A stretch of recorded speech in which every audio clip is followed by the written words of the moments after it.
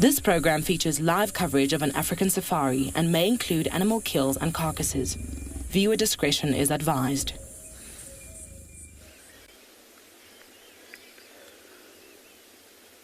My goodness, welcome everyone to a very cute start to Wild Earth this afternoon. This is the first time I'm seeing these little cheetah cubs.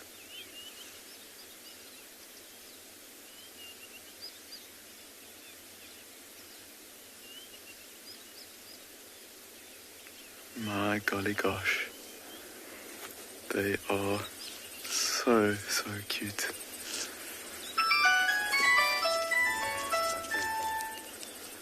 Here she comes straight towards us.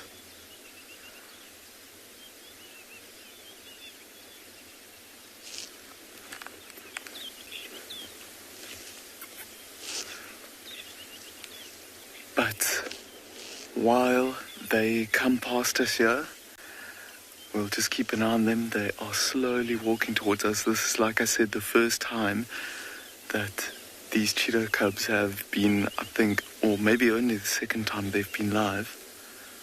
I'm just going to keep nice and quiet.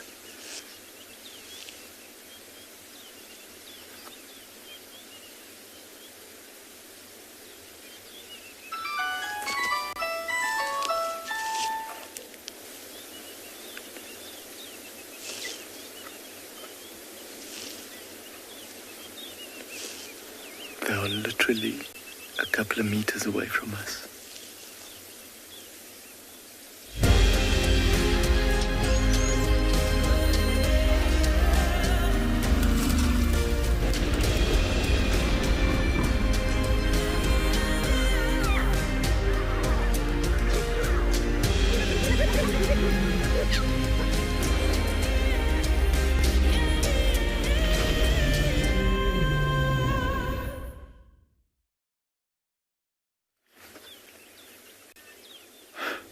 What an incredible start to this afternoon's drive, and it's my first time back at Wild Earth in like the last 2.5 weeks.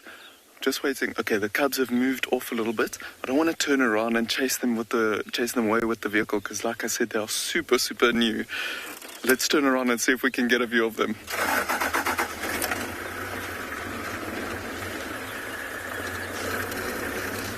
Oh my goodness, they're walking on one of the main roads on Pinda, right up to the top of the crest. This is going to be exceptional.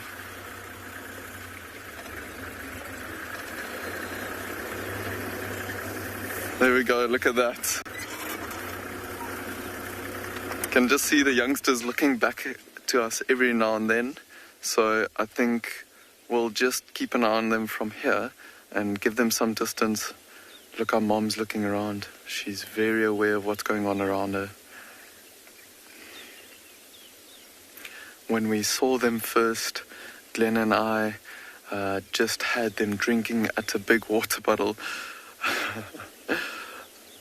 Yeah, sorry, we didn't even introduce ourselves, but my name is Dewald and Glenn is behind the camera, and we are on and beyond Pinda Private Game Reserve.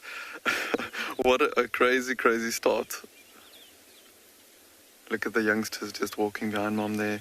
She's walking very slowly, waiting for them to catch up. See the youngsters looking back towards us. I can't believe they were so relaxed with walking even past the vehicle. See how Mom just stops and listens every now and then.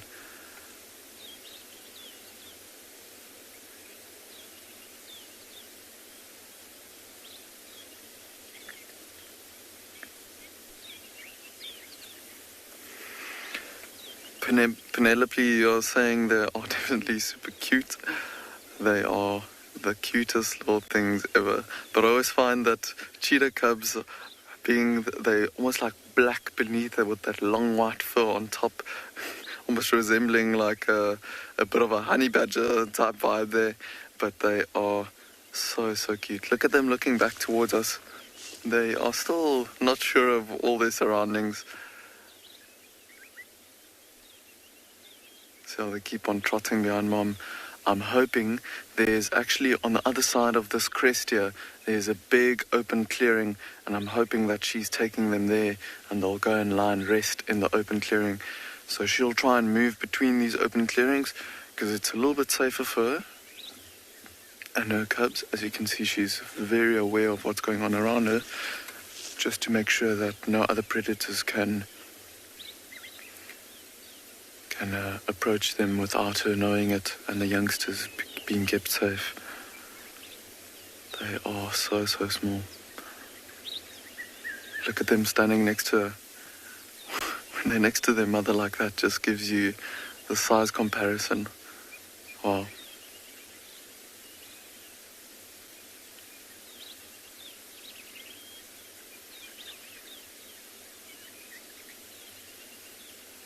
There's 3 of them. So the first time that she was found with her cubs, I think there was 4 in total. So 1 already, unfortunately, has not made it. But being so small, you can imagine that the dangers for a little cheetah cub is quite a lot. But 3 of them surviving so far is still amazing.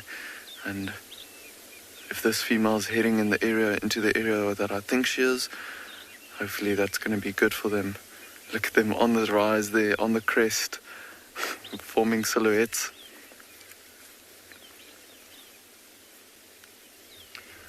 Apologies for the phones ringing earlier. That is the way that we communicate with the directors in Johannesburg. You can see the youngsters just trotting ahead.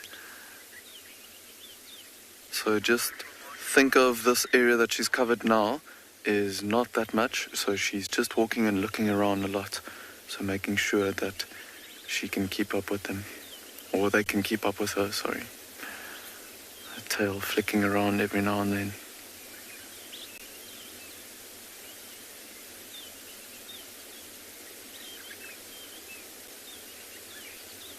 They're soon going to disappear over the crest there. Oh dear old, I've had that problem so many times when I get so excited and I completely forget to tell everyone who I am. But this time, I'm taking it easy, so I can't tell you who I am. Hi everyone, it's me, Trishala, and I have Johan on camera with me this afternoon on Djuma Game Reserve. It is hot. Ole, ole. 38 degrees Celsius, 100 degrees of Fahrenheit, and we are doing what we best can at this time of day, and that is to find a patch of shade at the dam and just watch what comes down to drink. We had some good luck at this dam this morning, so I thought let's just sit around. I'm quite sure that we'll get some elephants coming down to greet us and to greet you on your live safari. Well, as I said, live and for you, so do you use that hashtag Wild Earth on Twitter, at FC on the YouTube chat stream, or please go up to our website, sign up, and use our question box and get all your questions and comments through to us, or as many as we can, and we'll try to answer them. We love having discussions with all of you, so please do that. You can hear there's some wonderful sounds. I can hear the impala ewes calling their little lambs with that wonderful burp sound that I can do very well. Burp, kind of like that. It seems that even they are chilling at the dam this afternoon. And our hippo has lost his stick for now, but maybe he'll have to entertain himself in a bit when the impalas move off.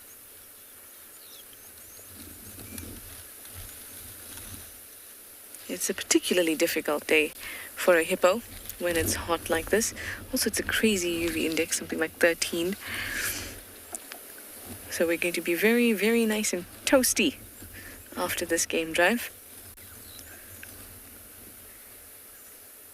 And that's why this hippo's got to stay in the water, say for as long as he can, and as much of his body as possible in the water, so that he can save his skin from desiccation or dehydration, drying out.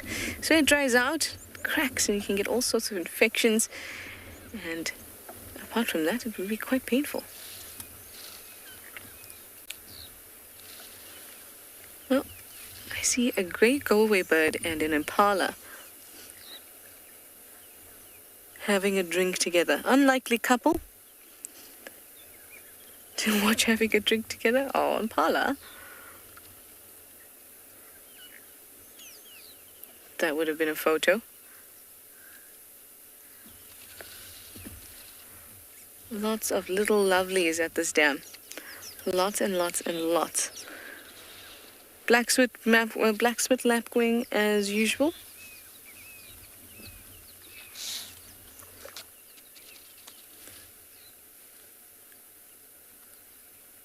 Good afternoon, Lapwing. How are you coping with this heat? Wearing some black? Quite well, it says. It says, luckily for the lapwing, my long legs means that I can dissipate some heat quite well. And the fact that I'm keeping them in the water. At least some of the time. That will draw heat away from it and keep it cool.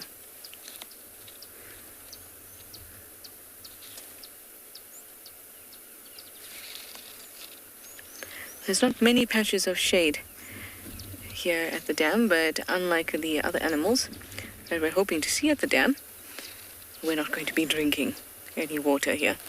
So we have monopolized the one piece of shade.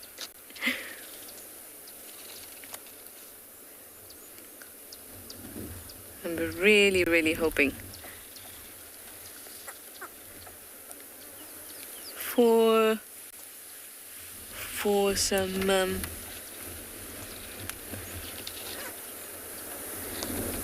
elephants. They are a lovely impala. Natalie would like to know if they're related to the black-faced impala. Yes, in fact, they're pretty much the same thing. It's just that they have a slight genetic variation. And some people class it as a subspecies, the black-faced impala, and some people don't.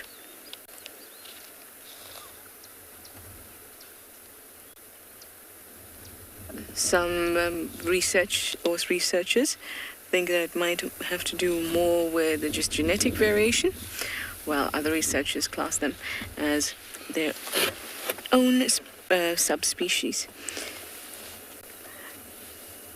This great go-away bird is very close to us. I know we see them all the time, but it's always nice when an animal is really close or you don't often see close. It just flew across the dam and sat next to us in this guari bush that is the provider of our shade. Oh, look, it's coming right up to your hand to say hello.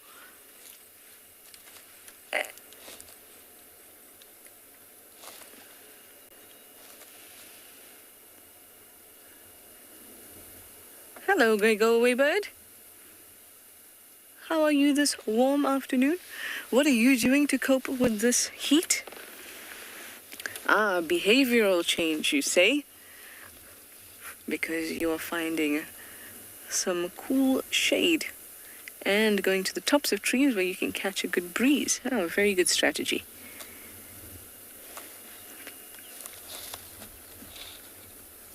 Very, very good indeed. Well, I see some more critters coming down to drink, but I'm going to send you over to Leopard, to Tristan, to say good afternoon, because of course in this heat where we can't find anything else, Tristan is able to find a leopard.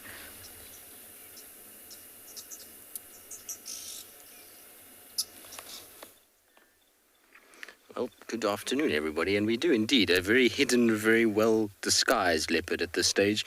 Had it not been for the fact that we had kind of found this cat this morning and came and checked in the same place, even though he's not where we left him, we would have had a very big problem because it is near impossible to see him at this stage. Anyway, my name is Tristan, on camera with Theo this afternoon, and it is a very warm welcome, and I say very warm because it is hot out here. It feels like a furnace.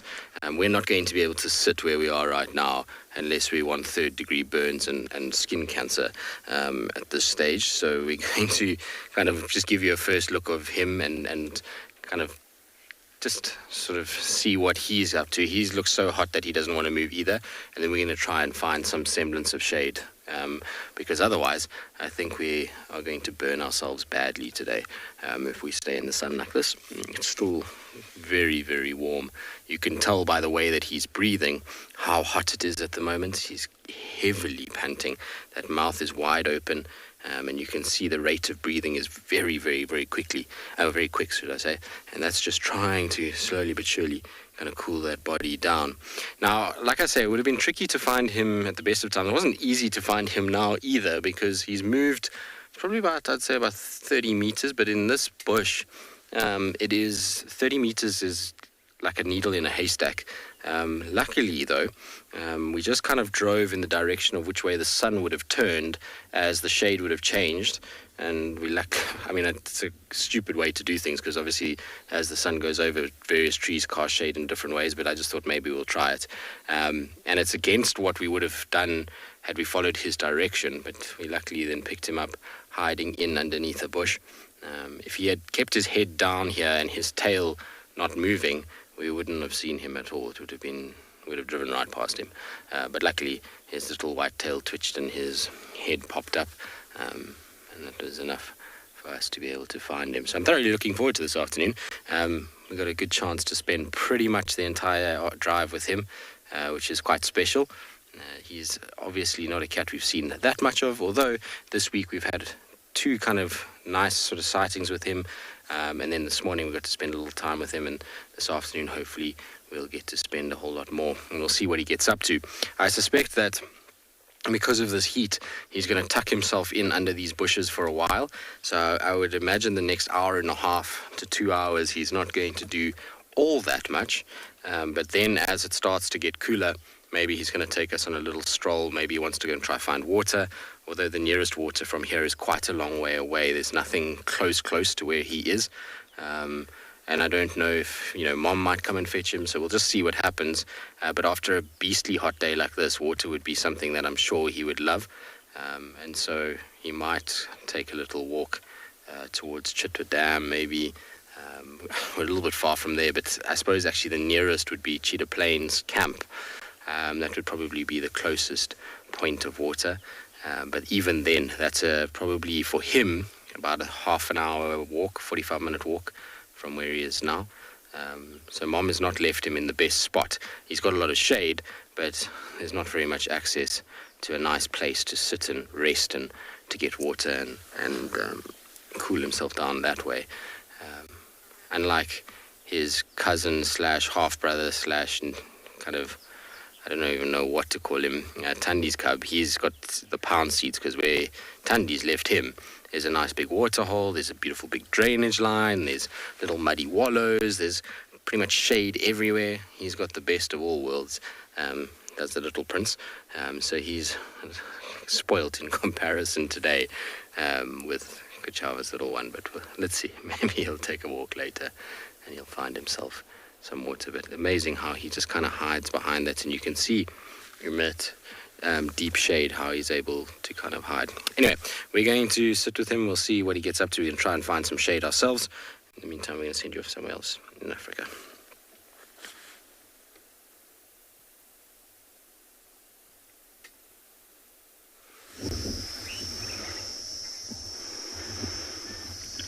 Good afternoon from Tswalu. We are here at one of our waterholes already, and you're joining myself, Deirdre, and on camera, Owen, for this lovely warm afternoon. It's still windy, so it'll be once again an interesting afternoon.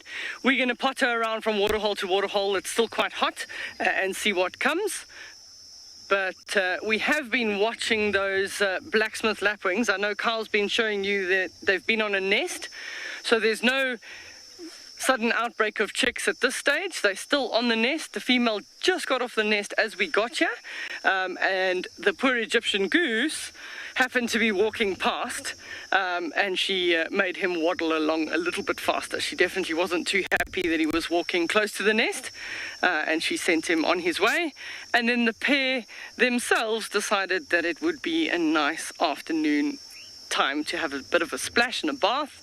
So they've been in the water, they've done their splashing already, and now they're starting to preen and clean all their feathers. Just realign everything, make sure they're nice and clean.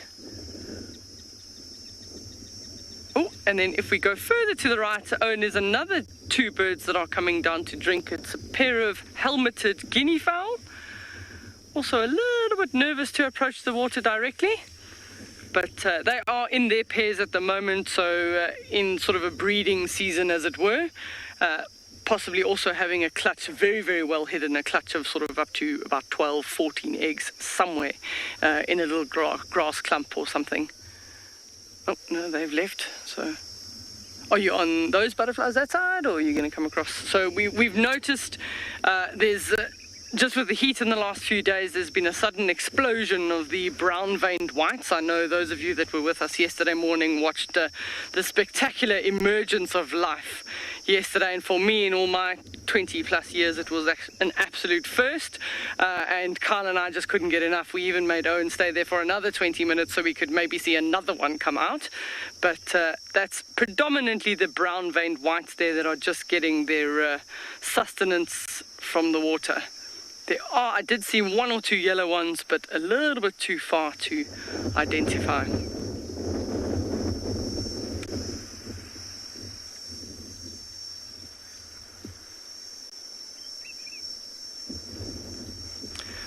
So while we go in search at another water body, I'm going to send you to Trishala with her turtle.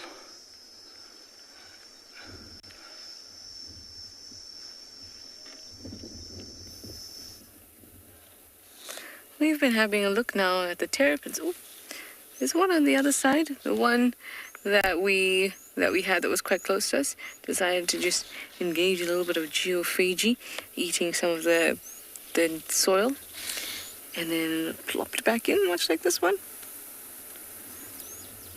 Look at that.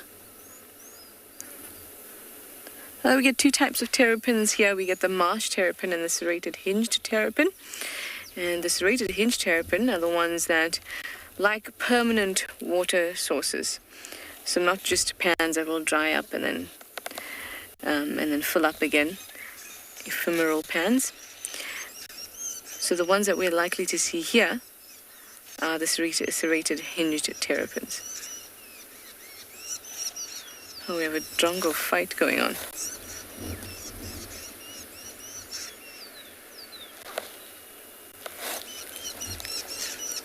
Can you hear them?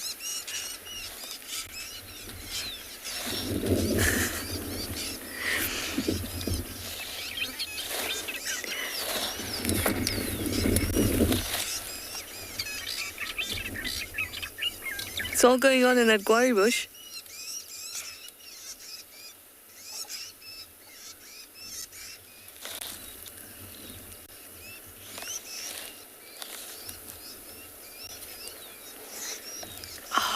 And a woodland kingfisher between them, dipping down into the water. Oh, gorgeous!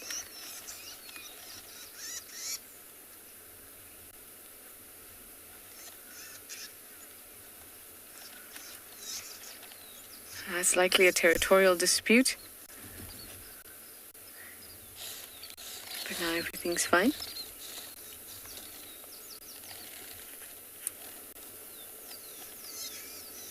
Nope, not quite. Oh, well, our closest terrapin has come back out again.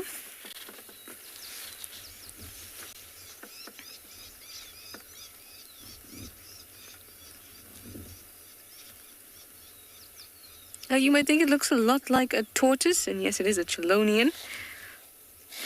But it is not a tortoise, it is a terrapin. And some of the differences between a tortoise and a terrapin and a turtle. I know that other places in the world, sometimes tortoises and turtles are both called by the word turtle. But here, when we refer to a turtle is an oceanic Chelonian, so it lives in the ocean, salt water. Terrapins live in fresh water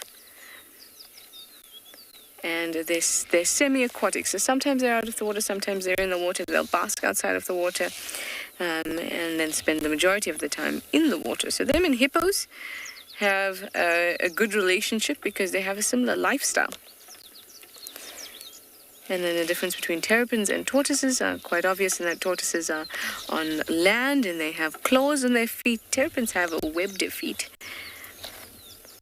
to assist them in their movement in the water.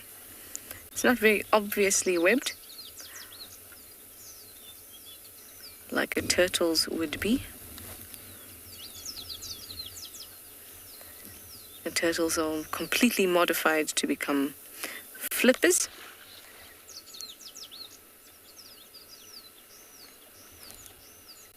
But there are three very different types of chelonians: turtles, terrapins, and tortoises.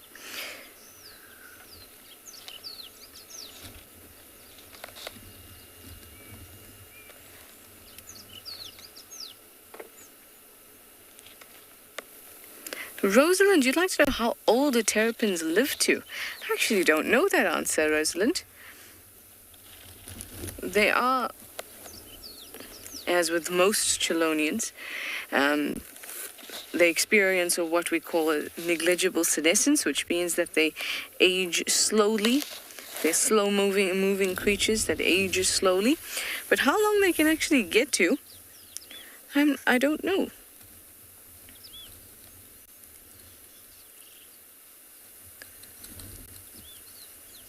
But that is an excellent question. I'm going to find out for you.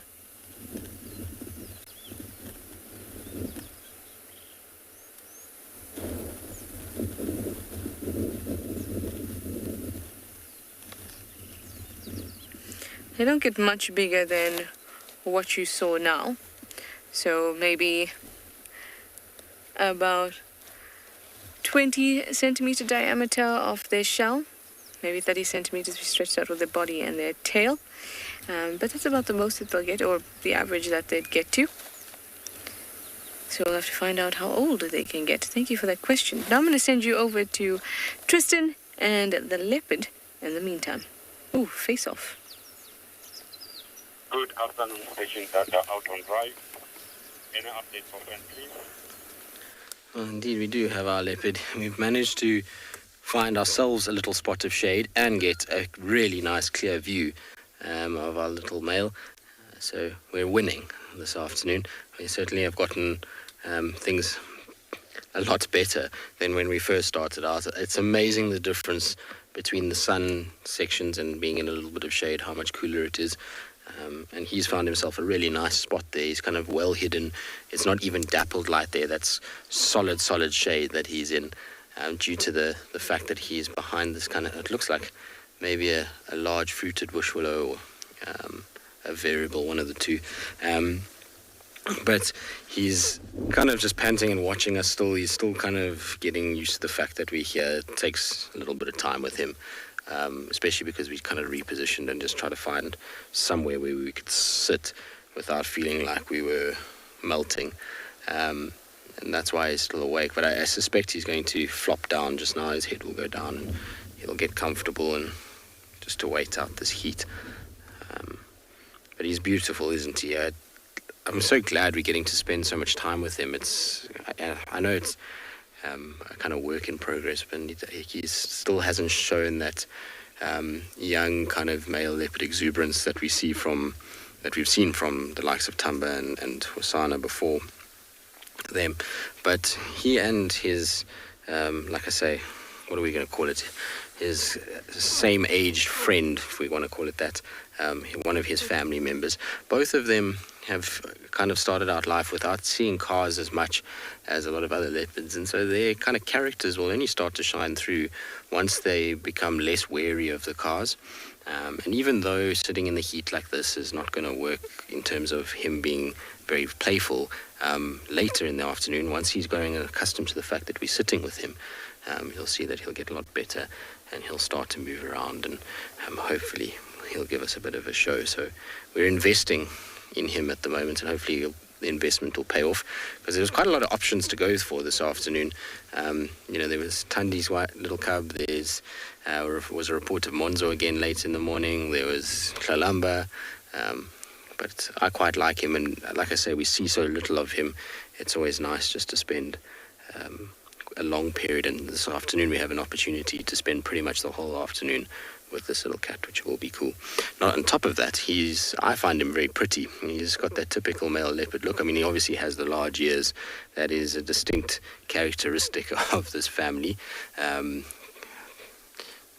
could say that his older cousin, Tumba, was the original one with the really big ears, and he grew nicely into them, well, bar the one that was lopped off by either a leopard or a hyena. I actually don't know if anyone's 100% sure which one did it, but he's got half an ear now.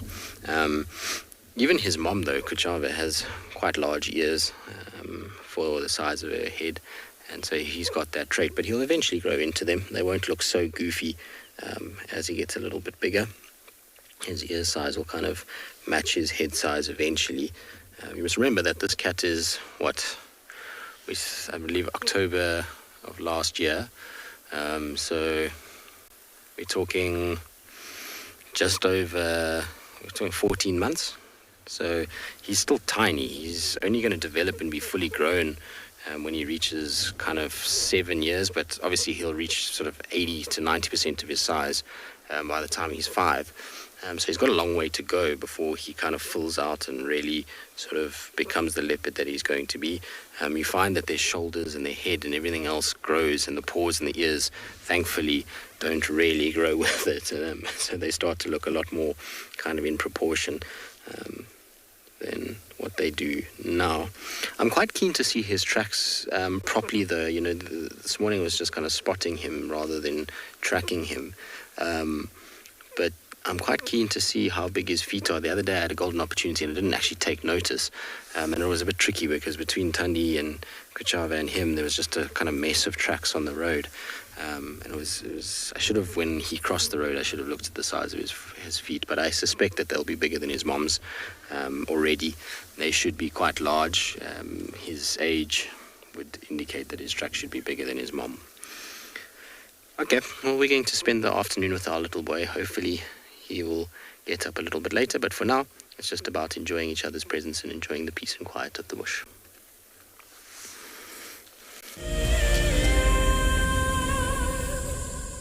Have you been watching Wild Earth and dreamt of being right there on safari with one of the guides? Well, now you can. Wild Earth is offering you a chance to buy a ticket to dream. You or a friend can hop on board a live Wild Earth show and join our guide on safari. The ticket is redeemable at any of our locations, anytime in the future. Only a limited number of tickets are available, so don't wait. Get your ticket now and start dreaming. Terms and conditions apply. Join us around the fire as we have our very first Wild Earth Explorers Fireside Chat. And what that means is that if you are an explorer, we're inviting you to come and join us so we can chat about the greatest highlights of 2020. We will be chatting about our favorite characters and what they have been up to during the course of this year. And if you would like to join us, head over to our Explorers page and subscribe. Don't miss out. This Fireside Chat will be on the 13th of December at 7:30 p.m. Central African Time, straight after Sunset Safari.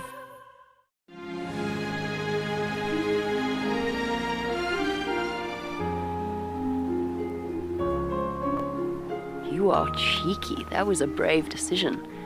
Amber Eyes is... Oh. That is so magic. That was absolutely wonderful. Amber Eyes just gave that cub an enormous hug. Expect the unexpected here on Wild Earth daily. Wild Earth is launching our brand new Explorer program with an opportunity to win a very special Wild Earth expedition. The lucky winner will get a behind-the-scenes Wild Earth experience at the magnificent and beyond Ngala Tainted Safari Camp. The prize includes a 3-night stay for you and a friend with a chance to sleep out in the unique Ngala treehouse. Become a Wild Earth Explorer and stand a chance to win this and many other prizes. Terms and conditions apply.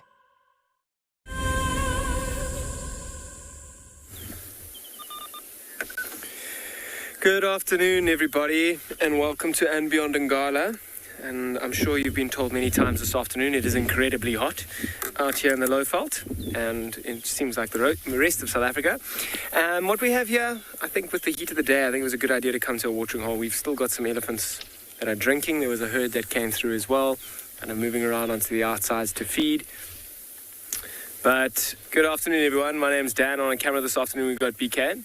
So with the weather conditions and the heat, what I'm thinking is I'm probably going to be hanging around this watering hole for some time. I mean, this is the best place, particularly for elephants, who are probably going to be some of the only animals that are moving around in the heat of the day like this and feeding and moving to those ones. So I think it's a good idea to come and try and see if we can watch these elephants for a while. Maybe some herds will come through. And yeah, I mean, as it starts to cool down, that's when all the other animals will start to get active and start to move around. Look at these two, they're just kind of moving along the banks here, just dipping their toes in. The one that's kind of just had a drink now looks like it might have been throwing some mud and water on itself previously. I'm sure it's come to this watering hole to have more of a drink. There are these little mud pans and mud wallows around, which are great for cooling animals down, but not so great to drink. This fresh, or it doesn't look that fresh, but it's fresher than those mud wallows and a really good place to have a drink. You see, they haven't done too much splashing of themselves, as I think we mentioned the other day, how it takes a real long time for animals or these big elephants to cool down and heat up. So because they probably were cooling themselves down early in the morning, it's going to take them a long time to warm up again. So, well, this one might go and have a swim now, as I'm saying that. A younger bull, they're often, particularly the younger bulls, are often super adventurous around the watering hole, loving to go swim, splash around. Oh, getting pushed in the backside, encouraging the swim. Oh! If I was this elephant, I'd certainly be going for a swim. It's sitting at around 40 degrees here.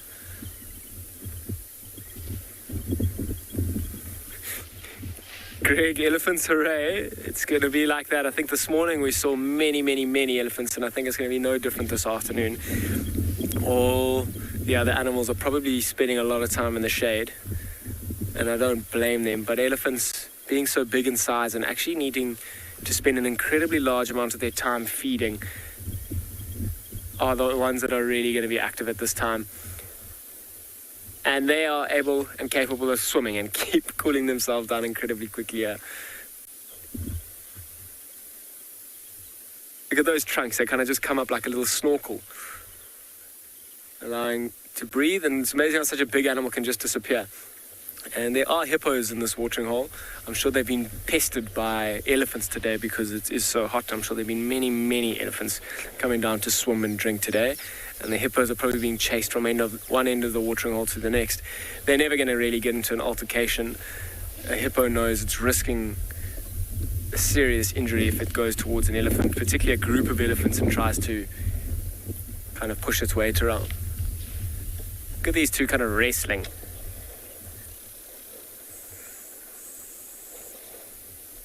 Having such a good time. There's all sorts of birds flying around as well, a couple of little swifts. I don't know if you see them kind of pop into the frame every now and then. Little swifts, barn swallows, European bee-eaters, some southern masked weavers calling over here. There's a Sterling's wren warbler calling as well on our right-hand side earlier. I love how they sit down like that as well. I mean, it must feel really nice. I mean, it's not so deep. These animals are like really lying on their sides, and you'll see when they sit down, they must ooze into the bottom, into that muddy bottom.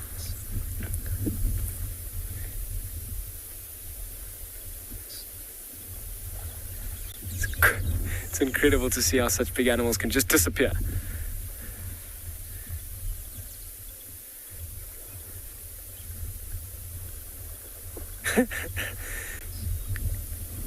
Completely gone. They look like hippos now. Okay, obviously when the trunk comes up there, you can see that it's an elephant. Look at those tusks. Tusks are getting a nice good clean as well. Particularly if they were throwing all the mud on themselves, they can often dirty those tusks, and they can, when they're feeding on trees and leaves and using those tusks to kind of break bark off, they can get very dirty.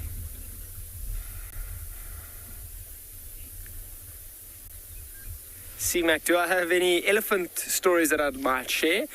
I've got many. It depends which one you want to hear, but I'll share one in particular from this morning. I mean, there were elephants all over the place in this eastern part of the reserve, and because it was also a really warm morning, we kind of focused on the watering holes, and there were about 45 elephants that were all sitting in a small little mud wallow, throwing mud on themselves, rolling around, splashing themselves, drinking. It really is special. Being able to be surrounded by such big animals and then so many of them is really, really special. And it's unique. I mean, there's not many places in the world where you can be surrounded by such powerful creatures. And if you are respectful enough to them, they will just go on and do exactly what they would be doing even though you weren't there. And that's super special. There's like an instant respect between the elephant and us, particularly when they get quite close. It really is special. It's a silence and a respect that you'll only get out here in the wild.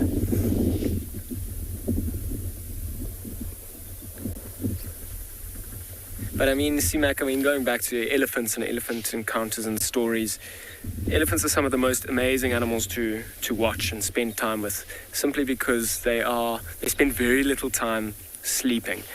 And people often get frustrated with cats like lions and leopards who spend a huge portion of their days sleeping, whereas elephants need to be moving almost constantly, feeding, drinking, and they cover huge distances, and particularly because they live in these intricate family groups, particularly the females at least, you see dynamics and relationships and hierarchies, and trying to watch and understand that every day, every situation is so amazing, and trying to understand it and kind of read every unique situation is really special. And it takes, you'll never really have it 100%. Everybody's going to have their own opinions as to what might be happening, which is also such a privilege to be able to guess. And the longer you spend out here, the better you will get at trying to understand these animals' behavior.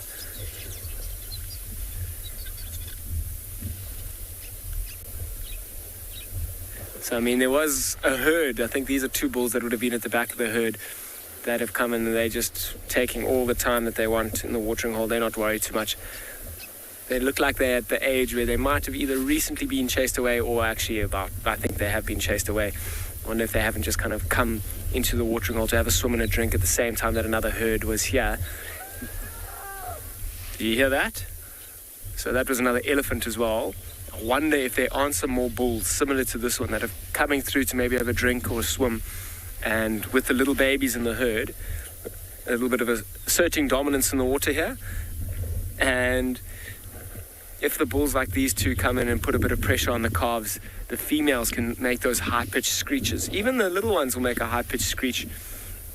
And then the females will kick into like a defensive formation and kind of put the little babies in the middle and try and chase the younger, irritating bulls away. You see, this kind of boisterous behavior that these two are doing in the watering holes can't be tolerated around a herd. Particularly when they're little babies, it can be quite dangerous. And the females don't tolerate it. They'll chase the bulls out quite aggressively, actually. And these are two smaller bulls, so they're not towering over the females in terms of size and strength just yet, so they will make some space. The bigger bulls can often be a little bit of a worry, and females really don't like it. They can shout and screech and scream and try and chase them away.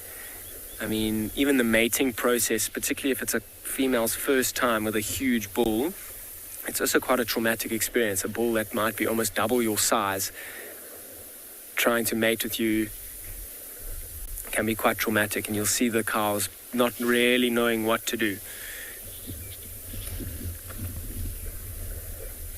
But these two... So I think, just judging by how hot it is and the activity that is going around this watering hole, there's elephants all around that screech behind us as well. Maybe there's some more bulls or another herd that's coming up to swim.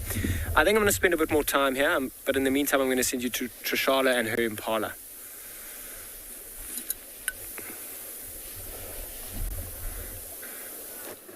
Dan, that's exactly what I'm hoping for.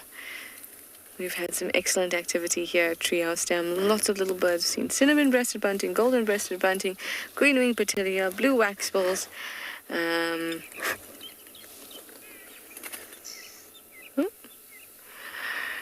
yellow canary,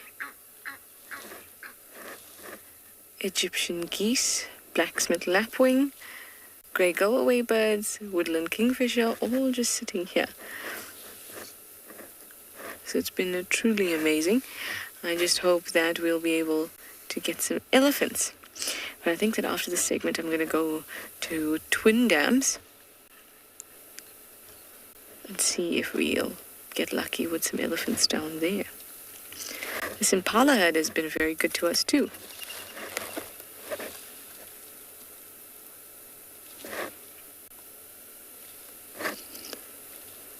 Mostly the bachelors on this side, but there are some ewes further away with some lambs.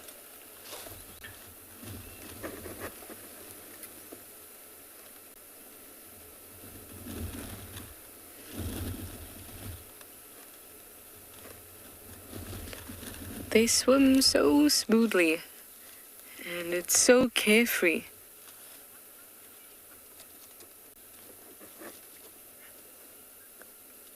Hi, Spats. You'd like to know what is the main predators of Egyptian geese?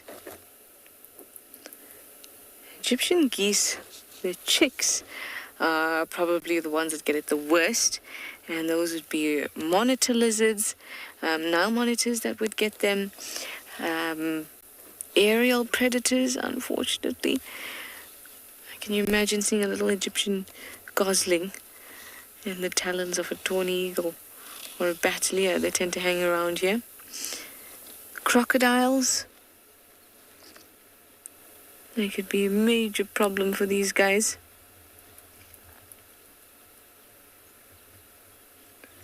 But I can't say that I've seen any of the cats attempt to take an Egyptian goose, but if there was one who would, I think it would be Tlalamba who would have a go.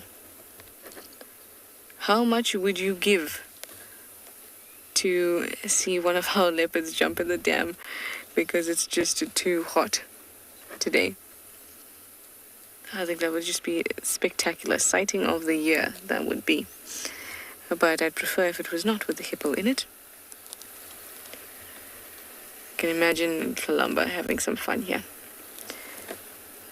Speaking of her, I left her this morning moving towards camp. I hope that she managed to get herself a snack. She was still about 1.5 kilometers or so from camp, but she was making her way in that direction. So later on, when it starts to cool down, we'll have a good sniff around a quarantine Ingwe Alley neighboring areas. See if we can catch up with that girl again.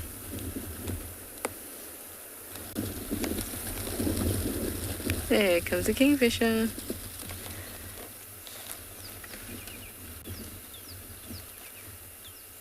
I can't hear any elephants, and usually we would be able to.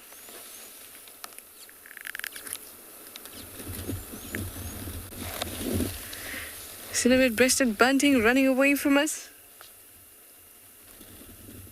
Oh, look at that. Gorgeous, gorgeous. Everyone's got elephants at the dam. I need to find myself some. So let me send you over to Taylor so you can see her elephants.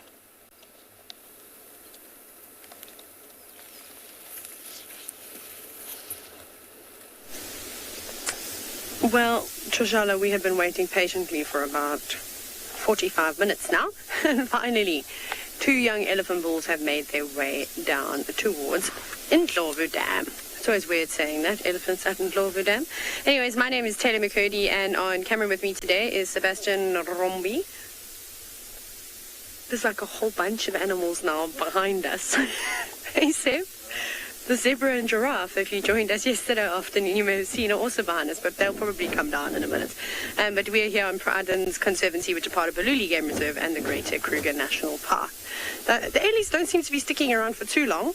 One fellow's already headed up. Hopefully this younger boy will consider taking a dip.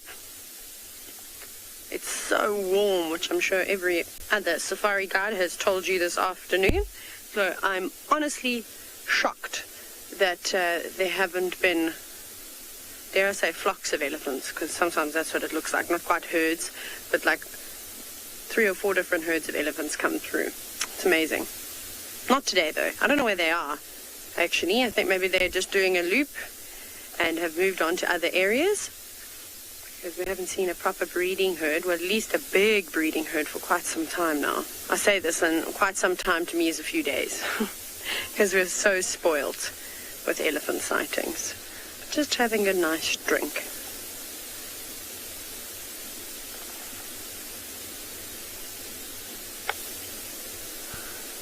Now, Oscar, yes, in fact, elephants are known to be bullies, especially around watering holes. So yes, so for them to have an argument or a clash with other mammal species that are lingering around the water is quite a high possibility. So literally from something like a hippo or buffaloes, even a rhinoceros, right down to small creatures like Egyptian geese and blacksmith lapwings, they'll have arguments with. And interestingly enough, the blacksmith lapwings often put up a big fight, more of a fight than some of the animal species. So yeah, so Ailey's, especially bulls of this age, will try and assert their dominance over everybody. But not today, though. He's too preoccupied with keeping himself nice and cool. Come on, go for a swim. That's going to be a much better option. You know you want to. Well, I don't think this is the first time that they've been at the dam. I think they've probably been here earlier. Looks like they're quite wet. So maybe they splashed themselves at a mud wallow or something earlier during the day. Or they could have come here. But it's not just the elephant that's here. We have got our lonely hippopotamus friend who is still lingering around in Lovu Dam. So that's good. And he is fast asleep at the moment. He's not interested in the elephants whatsoever. Hopefully he'll wake up in a little bit too and show off. It'd also be nice to see the buffaloes. I know the buffaloes have been hanging around Leopard Dam, but it's also only a matter of time before they change direction and continue down a bit further south. There's some nice grazing areas for them around here too. But you can see the wind is starting to pick up as well. I don't know when the rain is supposed to come, but there's definitely something building. Especially at this time of the year, we get these exceptionally warm days, quite humid, and the humidity just keeps building, and then the wind starts to pick up, and then before you know it, thunderstorm, which I think we're actually all looking forward to now.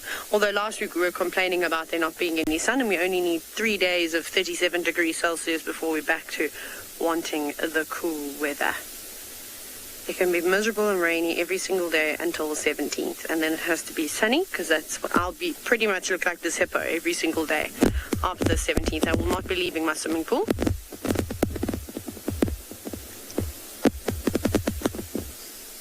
And here are a few oxpeckers as well. Seb, can we see if we can try and have a look at the oxpeckers? There's one quite close to us, just in front of the vehicle. No, stay there.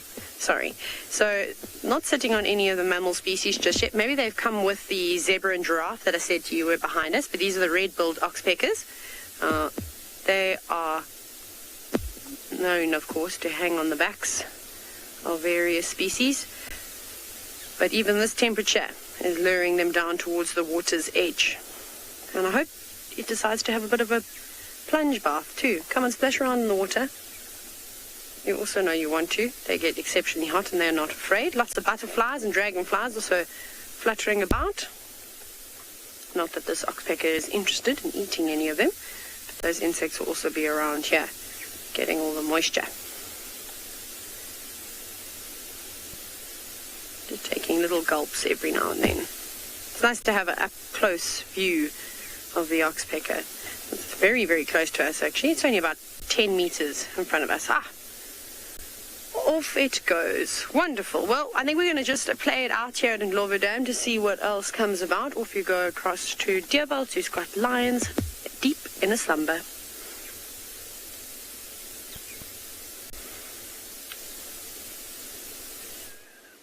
So we left that female cheetah and our youngsters just to give them some space. As we said, they were getting used to the vehicles. And we came across a whole pride of lions that spread out all over this area around us. But look at this beautiful male that's lying right out in the open with his big dark mane, and we'll see if we can get a view of all the other lions as the day goes past, as the drive goes past. But all of them seems like they've got quite a full bellies. The male's lying at a little bit of a different angle, so not too easy to see if he does have a big belly either.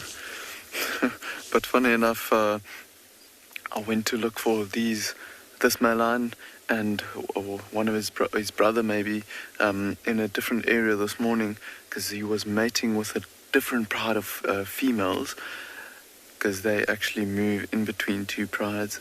He's having a bit of a dream there, it seems. I don't know if you saw the movement there in his legs jiggling around. So this male, if it is him, he's walked a long distance to get you. There we go, his head is up.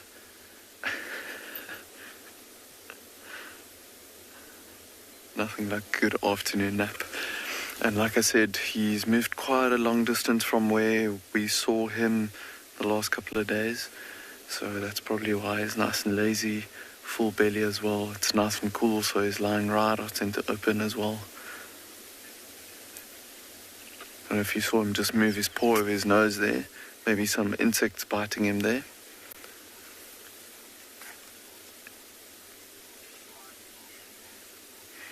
Have a look at his elbows on his front legs.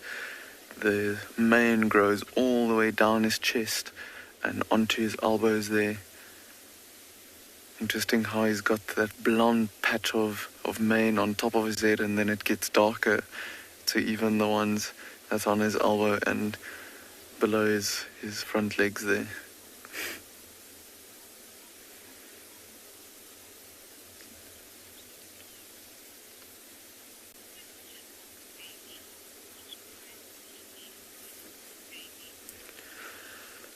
Baby, you're asking which pride this male lion is from. So the whole pride is actually spread out all around us here. The one that he's with at the moment is called the Bayala pride, and their territory is in the southwestern sector of Phinda. And then him and his brother, because they've got such a big territory here on Phinda, they actually are in control of another pride of lions, the mountain pride, and they actually move in between these two prides. Like I said, they were mating with a female from the mountain pride a couple of days ago, and today they are with this pride over here. So they have such a big territory, and I think the fact that him and his brothers stick together and have formed a coalition, they'll be able to hang on to these territories for a little bit longer until there's maybe a coalition of younger males that come in. Take it over.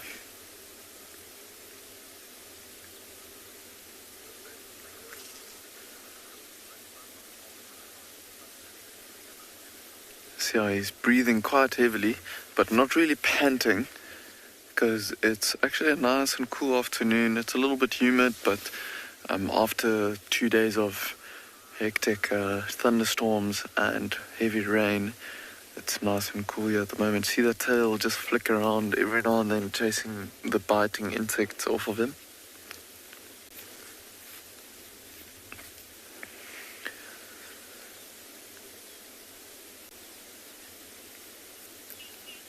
But for now, I think Glenna and I are going to stick around because they're lying very close to a watering hole here.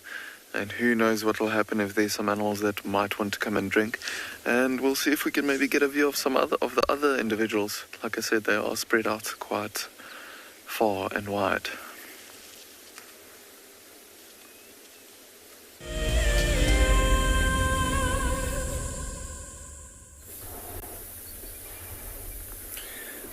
Welcome back to And Beyond Ngala, everybody. And these two bulls are still in the watering hole. They are having an absolutely great time, pushing and shoving each other and swimming. I'm going to spend a bit of time just keeping quiet. Keep a good listen out. There might be some hippos that start calling, and listen for the collision of those tusks.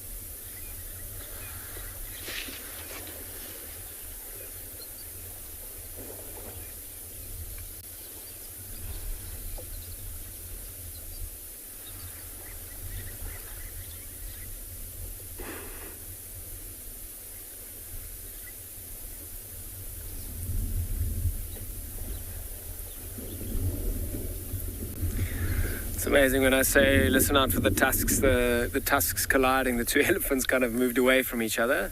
Typical. But yeah, they're having such a good time in the watering hole. They actually really don't want to leave at all. Keep thinking about maybe going towards the shore and then kind of reversing back into the watering hole and just flopping back down. So I think it's been quite successful at this watering hole. I think I'm going to keep going, try and see if we can't find anything else this afternoon as it starts to cool a bit down.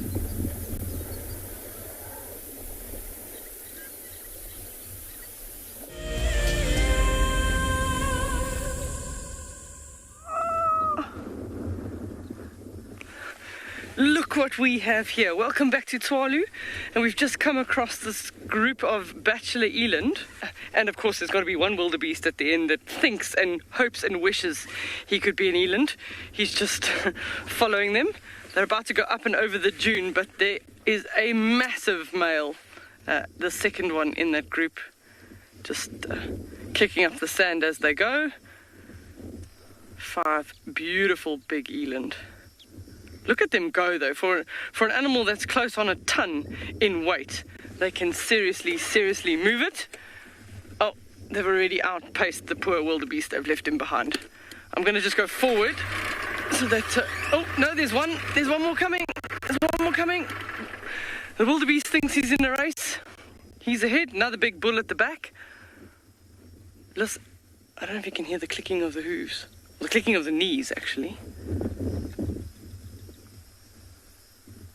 Maybe a little bit too far away, it's a bit too windy, but often when you have eland, there's that clicking sound that they make when they walk, and there's been common misconceptions over time as to what makes that clicking sound, and people have said it's the hooves because they're uneven and it's when they touch, but it's actually the way that the tendon slips over the patella, the knee joint, and as an eland grows, they get bigger and bigger, and that clicking sound becomes louder. And it's a way that they can establish dominance amongst them, because whoever's the bigger one will have the loudest click. So from a distance, they'll already know whether there's a dominant bull in the area or not. And also the coloration, you can see that's sort of like a curly forehead. Sometimes it goes to a very dark black, very hairy, as well as...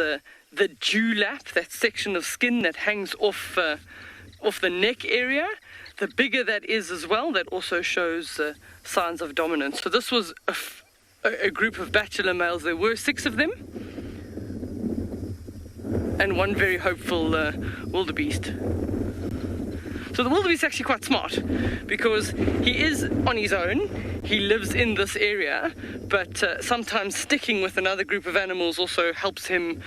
They'll be there for being alert and aware, and if they run off, like they did here, most likely because the wind blew from us into their direction, they smelt us, which is why they ran that way, and he decided, well, if they know something's up, I'm also moving with them. So we're just going to wait for that one to cross, and then we'll, try and catch up to them. See, maybe we can get another view. They're just standing to the left of the base of the dune.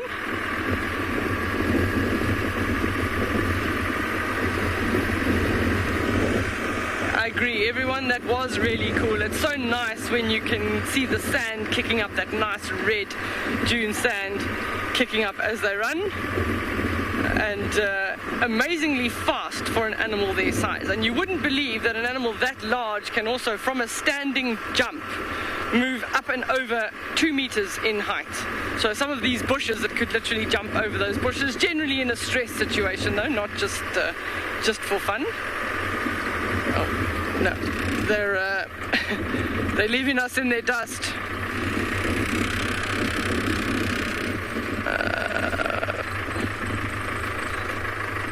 There we go. You get them there, Owen. They're just literally going up and over the dune, so we'll have to try and catch them on the other side. There they go, nice little silhouette on the edge of the dune, and up and over they go. So if you stick with us, we'll carry on going up and over the dune and see if we can catch them on the other side.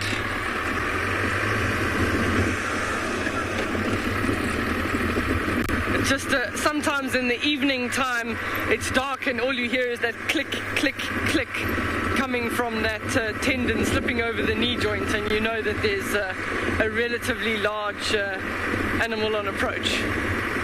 So close on a ton at least, so 1,000 kilograms. That's pretty heavy, heavy size, but they do really, really well out here in these arid environments.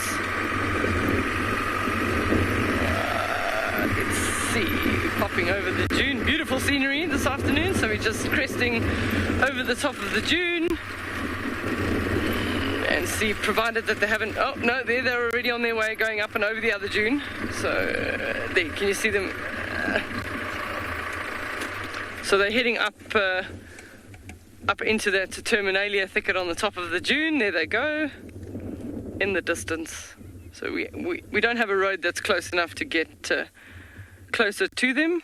So we are going to just leave them be. They're going to move off shortly. So that was most likely purely based on the fact that we were on the wrong side of the wind for them. They stood there for literally 2 minutes. They smelt us and they decided that's it, they're getting out of here. So once they've moved far enough away that they feel comfortable, then they'll start settling down, which is pretty much what they're doing now.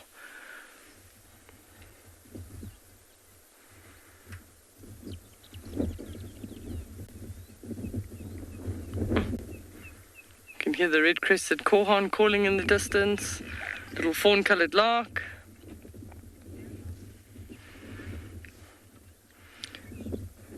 So as they head off up and over the dune into the Terminalia thicket, we're going to move on. I'm going to send you to Deerwald with his lions.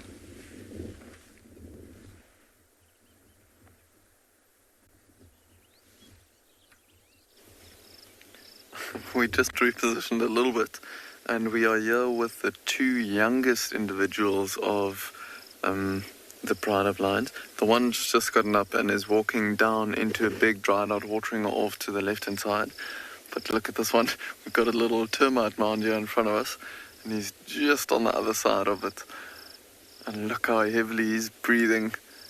Nice full belly, so it's nice and cool, and he's very, very hot with all the digestion that's going on there at the moment.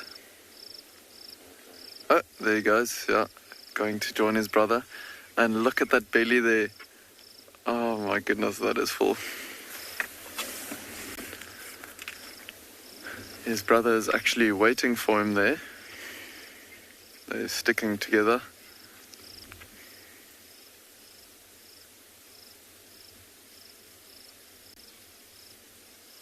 Going all the way down. Look at the little walkway that he's on there. It's a pathway that's been made by the animals walking up and down towards and from the water.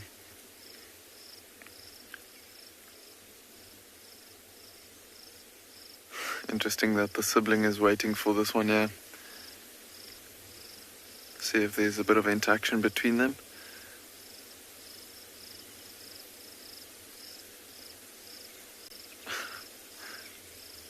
Just a bit of smelling and slapping happening there. I think all the other lions are sleeping, but these two with their full bellies and it being a little bit cool, they're full of energy. You can see the other lions right down there at the bottom, and those over there look like they are the 3 subadult males. If I just look so like this, the one that's lying with its legs open looks, it's a bit difficult to see, but from where I am now I can see at least 3 females, so I wonder if those are the 3 subadults down there. I think these 2 youngsters are heading in that direction to see if they can maybe go cause some trouble there and go and play with them. See, the one is sitting upright there. Oh yeah, it looks like a subadult male that's sitting upright there. Yeah.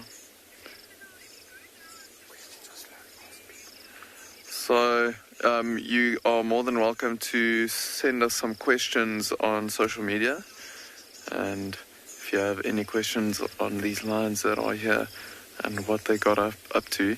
Sounds like Glenn and Pete, I think, actually had them, was it Kim, had them on a water carcass not too long ago. Maybe it was yesterday or somewhere around there.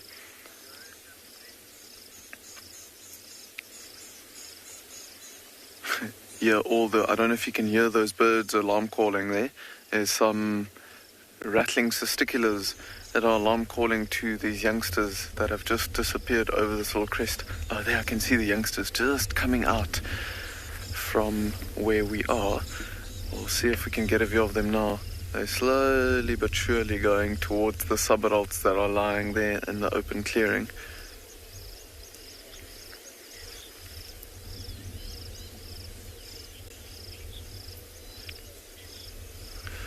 Ashma, you're asking if their fur offers any protection from the sun. Yes, I definitely think so. Like most animals, they don't have bare skin, so sunburn is not a real problem with them. It's more their eyes and so on that they have to be careful of in the sun, I guess. And that's why lions will often, and most animals, will try and get out of the sun. But it's more for the heat than anything else, not because of the sun burning them. Look at those two youngsters slowly going in that direction. Let's see what they do. You can see their movements. They're not just going straight there, like stopping and looking every now and then.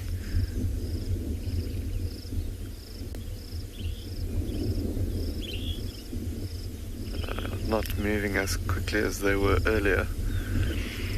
And what we've seen is with these two and their mother is that they actually don't spend too much time with the rest of the pride. And I wonder if it is because these subadults can bully these youngsters quite a bit.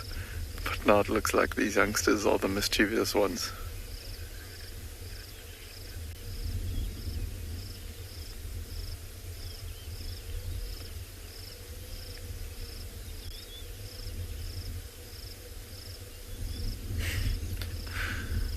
Stopping and watching the one that's lying with his legs open like that.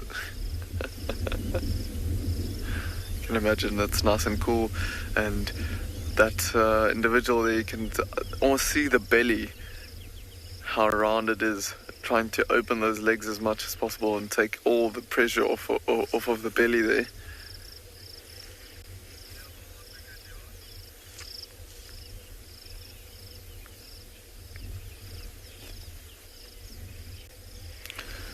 But for now, I think we are just going to stand by. We might see if we can reposition a little bit and see if we can get a view from the other side of those youngsters and the other lions. And for now, I think we'll take you to Taylor, where she's got a nice and relaxed hippo in her watering hole.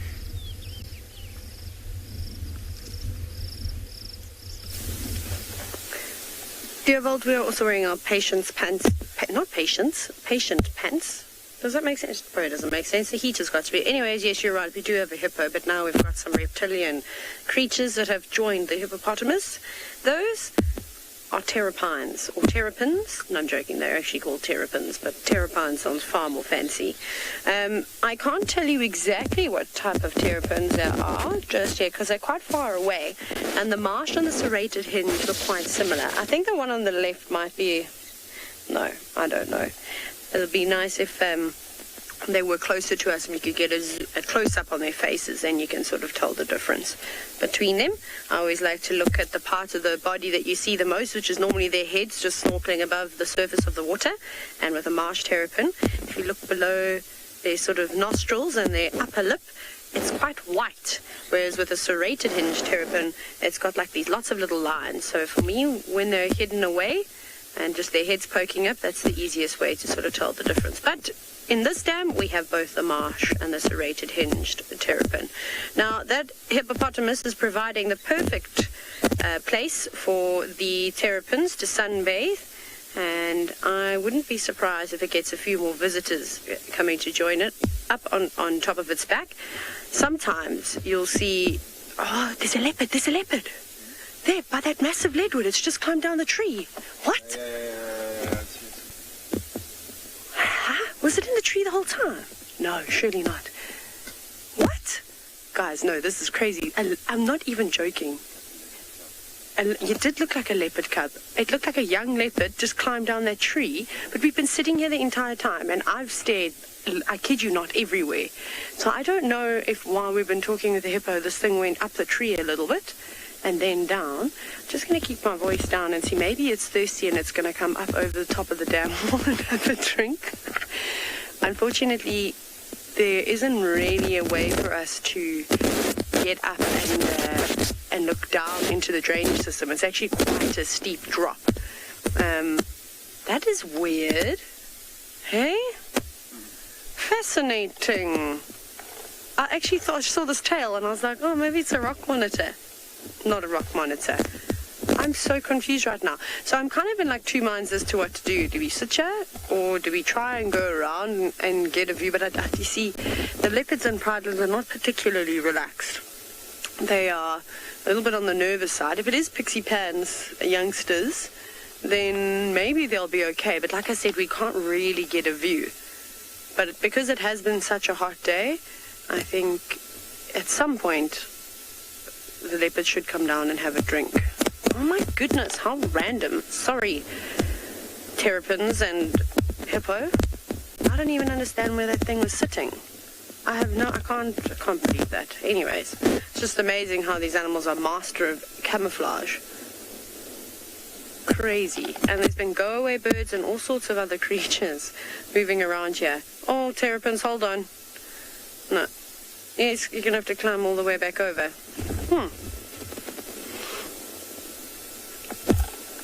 See, I suppose hippos are fairly heat tolerant because they sit out in the sun all day long.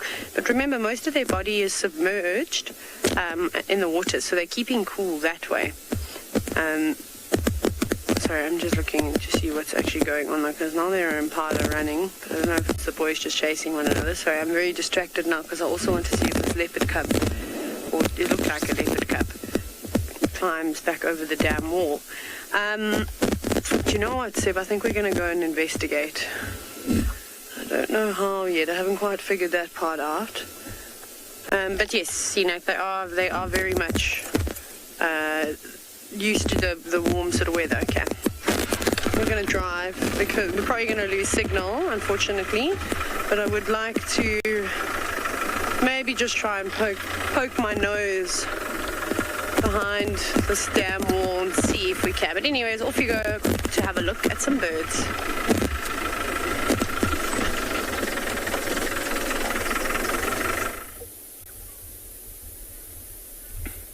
Welcome back to And Beyond Ngala, everybody. Now, just sticking with the plan from this afternoon, kind of hanging around these smaller watering holes, looking in some of the shady areas, maybe for a cat that might be sleeping in the heat of the day.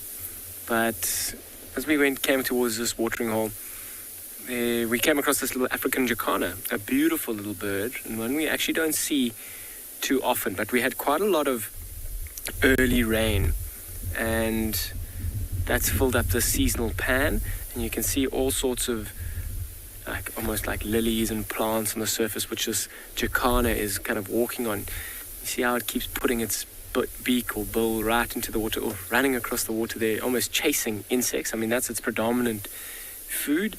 You'll see it hunting from the top there, pecking quite frequently, in fact, picking small little insects off of the top of the water. So might be feeding on some spiders and even some small fish, although I don't think there's too many small fish in here. And we actually don't see them all too often here at And Beyond Ngala. It's an incredibly abundant bird in certain areas, but they tend to follow the water. And if there's lots of rain and lots of water hanging around, such as in this area, and because of our early rain, we have got lots of water around, that's what's brought the presence of this jacana here. And it's quite interesting. It's completely on its own. It's not unusual to see it on its own. You'll sometimes see it in pairs or even in bigger groups. But maybe, because this is the first one that I've seen this year, here, maybe in the next few days, there'll be a couple more that come and join. And they'll take advantage of this seasonal pan with all these flowers growing on the top. It gives it good cover, walking on the top. You see how it kind of chased those insects occasionally, running quite quickly on the top of them. See, it's quite busy though, hey? Walking on the top there, you'll even see some people say it's almost like the jacanas run on water. They can move quite quickly and it does look like they're running on water. Got very webbed feet, but they do tend to stick to the foliage, which creates a sort of buoyancy which makes it them able to actually walk over these plants and look for food. They generally prefer the more shallow waters as well. You won't necessarily find them around the bigger watering holes like that big watering hole that we came from now. There'll be presence of all sorts of animals which will chase them away. Bigger animals. It'll also, their food is predominantly insects that will be hatching in these small little mud wallows. It's far more quiet, far more peaceful. This is where we, I picked that looked like maybe a mayflower dragonfly that was coming towards it. So I'm going to keep going around this watering hole, seeing if maybe a more secretive leopard might have come down and had a drink over here today. In the meantime, I'll send you over somewhere else to another live location.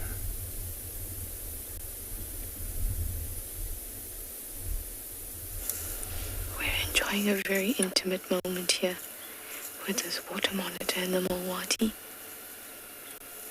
Looking for a tasty treat, I think.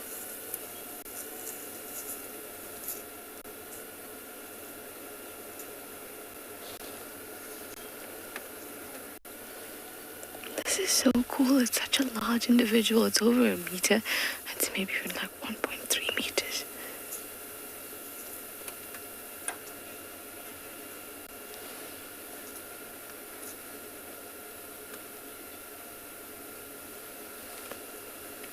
We usually just see them by the dam, and this feels like such a special moment. Look how it's smelling. Everything with its tongue, touching its tongue everywhere.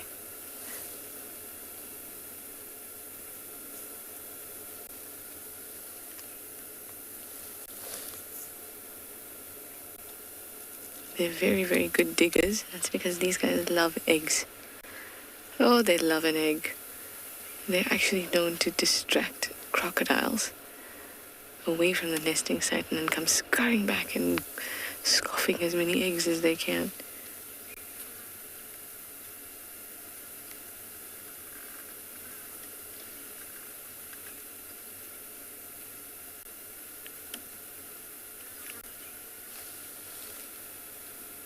I'm just so interested to see what it is that it's going to find.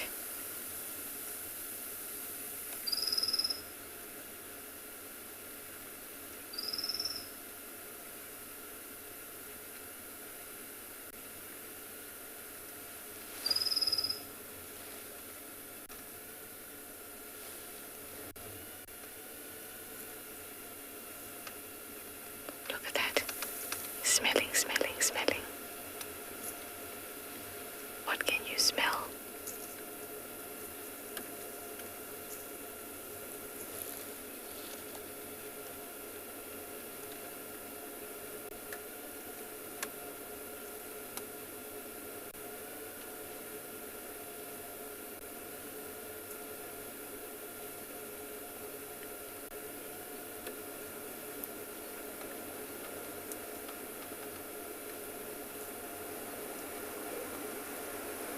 This is so amazing. Oh my goodness, this is amazing.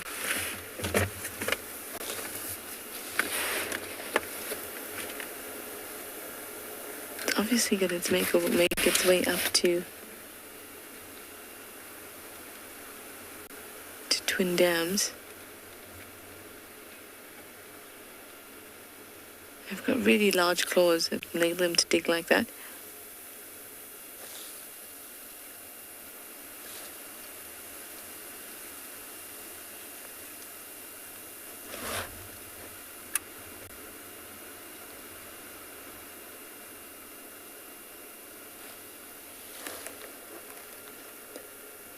They'll go after anything. They have a really huge variety of prey items.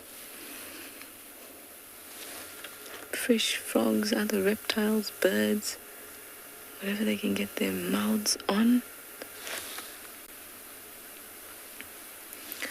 Little insects and vertebrates. Maybe a millipede, even carrion.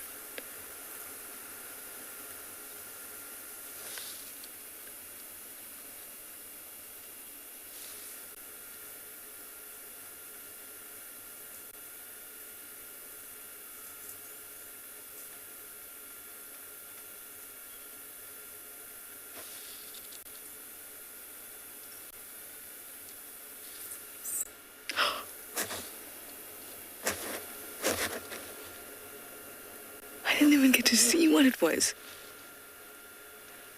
All I heard was the squeak and the gulp. Oh my goodness.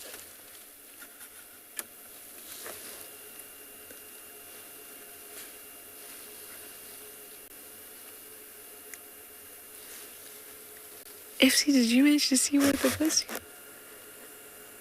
Anybody? Hey, squeak and gulp down.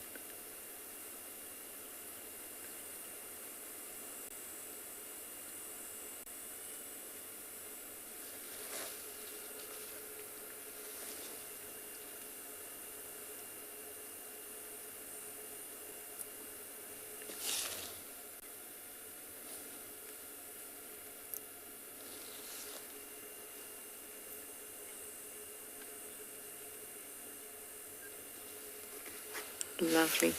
FC is on it. They said they could hardly tell either, but they're gonna try and see if they'll be able to identify what it is. It was so quick. That was so quick. Well, I guess if you're gonna open up the ground to get something, you gotta be quicker than it is, otherwise it's gonna run out.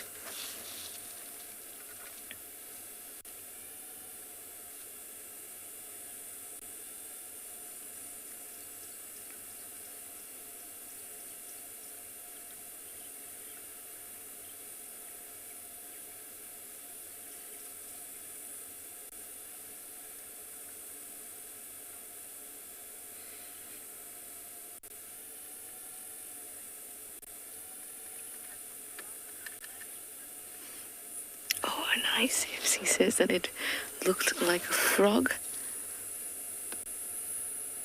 Well, that must have been particularly juicy on a day like this.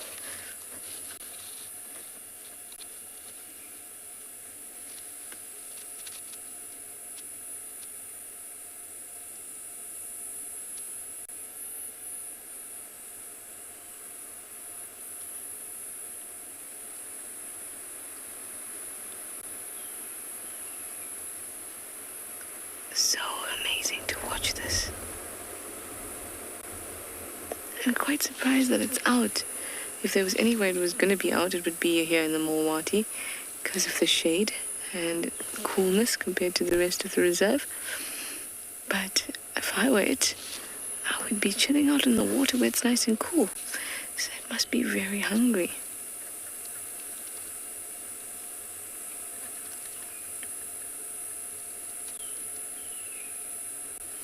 Can you imagine that how well developed those olfactory senses are for it to be able to detect the scent of that frog from the surface?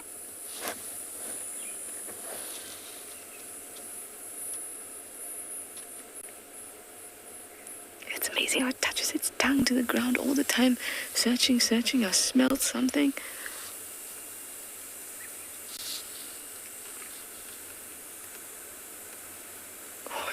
Exciting. It's like, what's it gonna get next?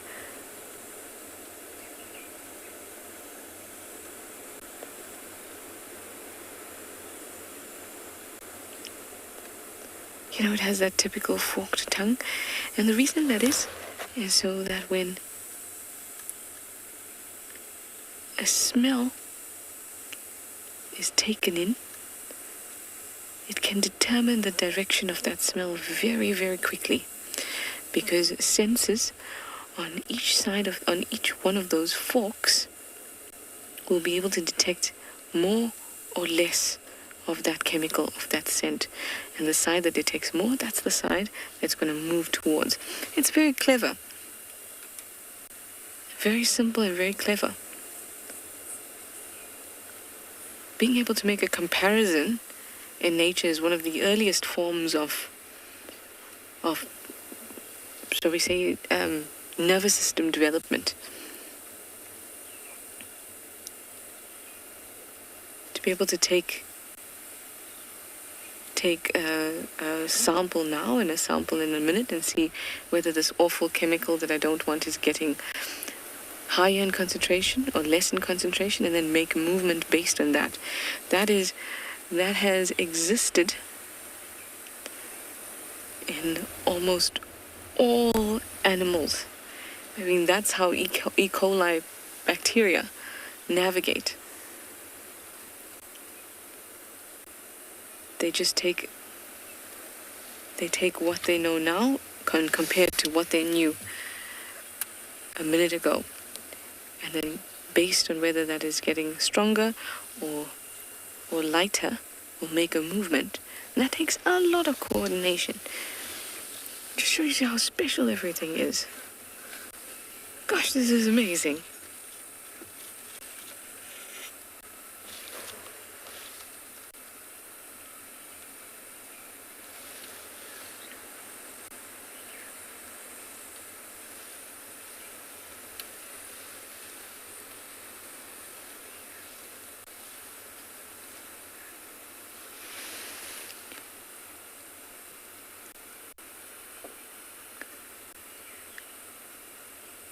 Still sniffing about. I might watch him for just a little bit longer. But for now, I think we'll turn around and reposition so we'll get a better view.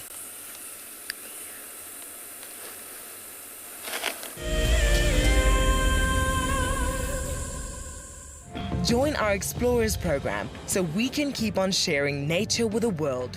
For a monthly subscription, you will have the opportunity to win fantastic Wild Earth expeditions, have access to an animal identification app, receive weekly highlights from our shows, and much more. All the money will go to keeping these live safaris on air, which in turn connects a global population with nature. My name is James Hendry, and I work here at Djuma Private Game Reserve in the Sabi Sands on the western fringes of the Greater Kruger National Park. My favorite part of getting questions from viewers is that we get to have long and varied discussions about all sorts of different aspects of nature. Because our audience comes from all over the world, it's very special to have different perspectives from everywhere. If you want to submit a question on Wild Earth, you need to register on our website. Once registered, go to the Live Safari page and submit your question beneath the live feed. Welcome to my car. This is Wendy, and she's my favorite.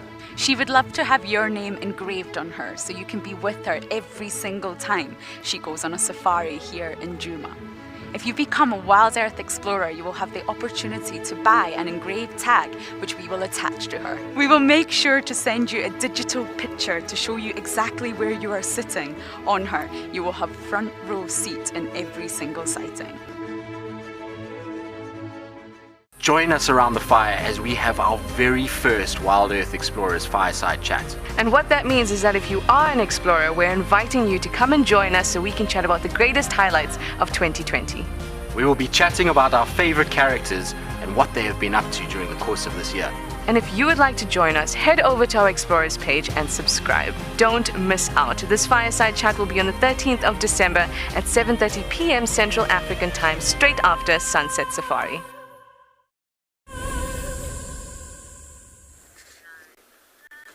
As you can see, we're still with our little boy. He's been sleeping a lot. He's just woken up right now.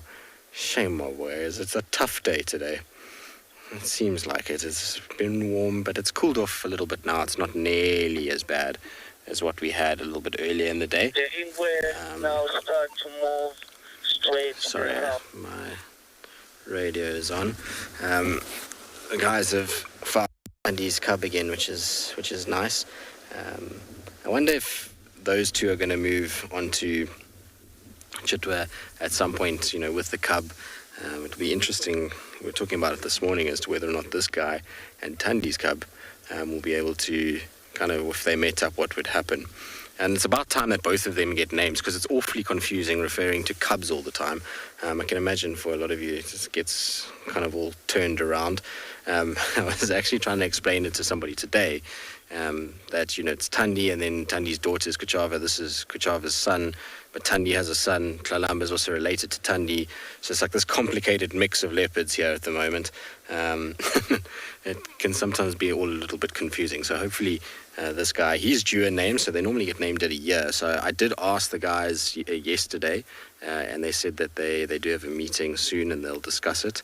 But because it's been locked down and it's been a bit slow, and a lot of the guides are not here, they'd kind of delayed it a little bit, and so we'll see what happens with that. I'm sure they will give him a name fairly soon, which will help us just to be able to, refer to a leopard rather than trying to kind of figure out exactly what's going on. Now, you see every now and then he'll respond by lifting his head when the radio goes off. Now, there's a very good reason why I've left the radio on.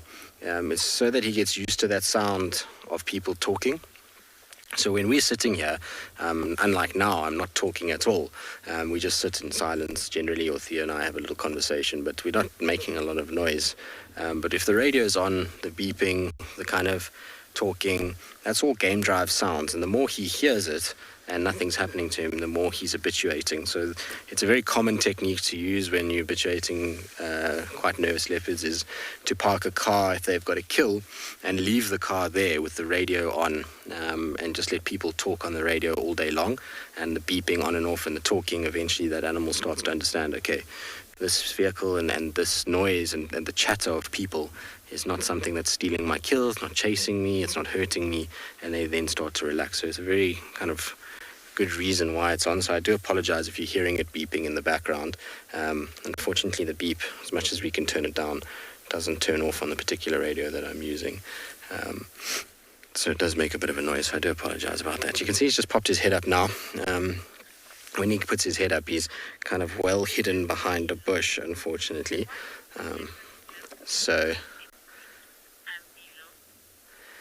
I think it's Anne Beeld. I don't know if I got that wrong or right. I do apologize if I've butchered that. Why don't leopards live in groups or hunt in packs or prides?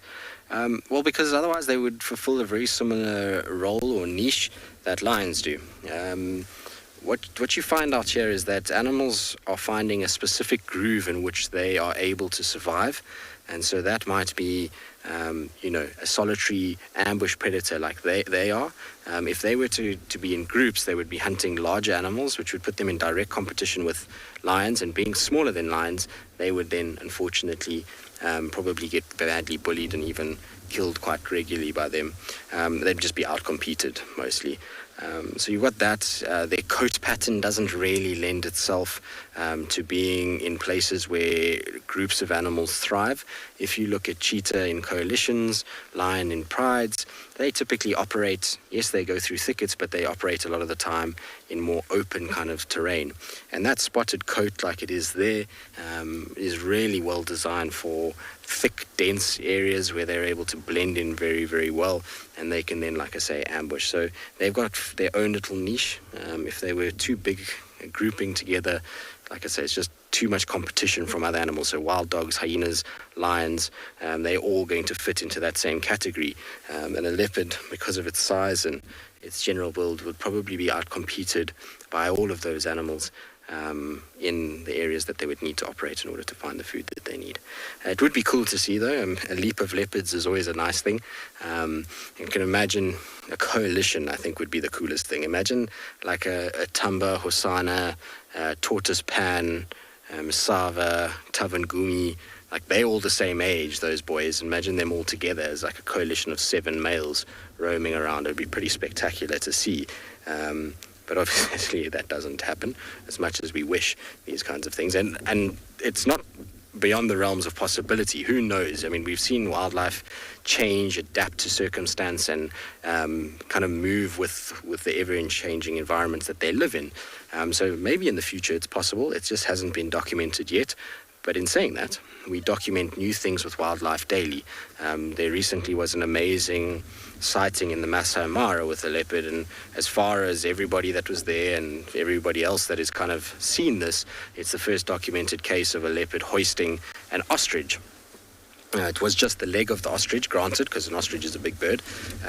But yes, there was a hoisting of the ostrich itself. Now you see how much more aware he is when the wind blows. You see that wind gusted, and he all of a sudden got very, very, very nervous.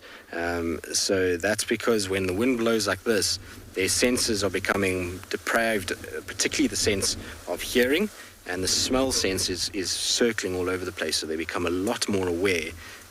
When you get huge winds blowing, like all of a sudden, you can see he's not nearly as comfortable as what he was just now. So this is going to be an ultimate test for him as to how he feels about us. And I'll tell you this, if he starts to move away from us and he starts to show signs of being shy, we will be leaving him immediately, because it'll just be undoing all the work that we've been trying to do today. So spending all these hours in the hot sun, if he starts to show that he's nervous in this wind and we pursue him, all that's doing is causing a negative response for leopard rather than a positive one. And so we'll then let him do his thing. If he walks and he doesn't worry about us and he doesn't trot and he kind of just walks slowly, then it's okay. But if he runs, then we're going to be a little bit more aware of what we're doing. But back to the ostrich thing, is that so no one has, as far as we can find out, has recorded an ostrich carcass being taken up a tree by a leopard. There has been recorded predations of ostrich by a leopard, but never a hoisting.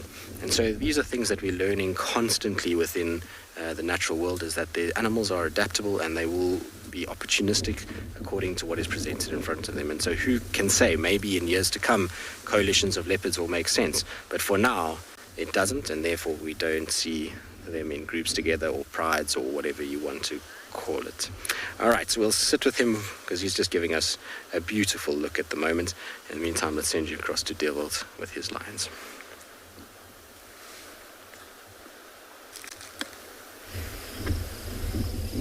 So we've repositioned ourselves to the lions that we saw earlier, where the two youngsters were on their way to.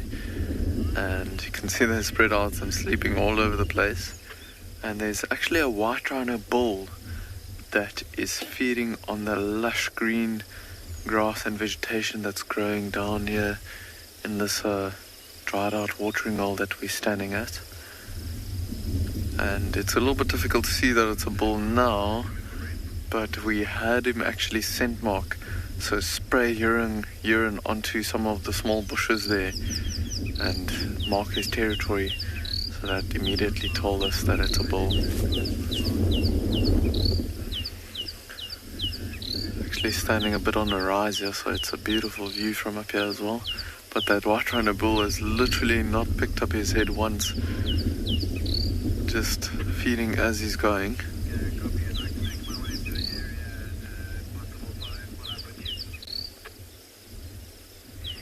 He's just picked up his head now, and he's actually picking up the pace a bit. The wind started blowing a little bit. I wonder if you can smell something. His tail's just curled up a little bit.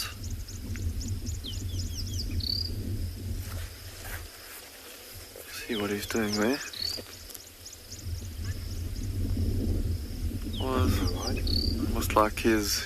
Almost like he's just wants to scent mark, and the lioness is actually at the bottom is looking towards him. Bit of movement and sound coming from that side that caught their attention. What a beautiful scene here. These big open plains in the back with this big dried out watering hole.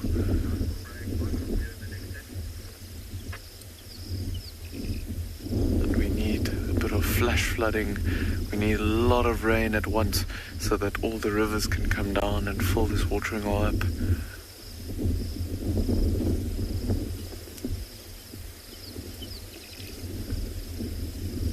That's nice and cool.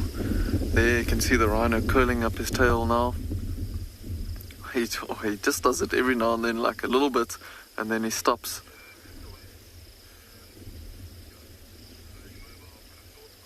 And it's almost like he smells some place that maybe he wants to scent mark, and then he stops. But it seems like his head is down now and he's just feeding. You can imagine this black cotton soil down in this watering hole has a lot of nutrients that's been washed in here from rain over the years. So the grass is nice and nutritious around this area.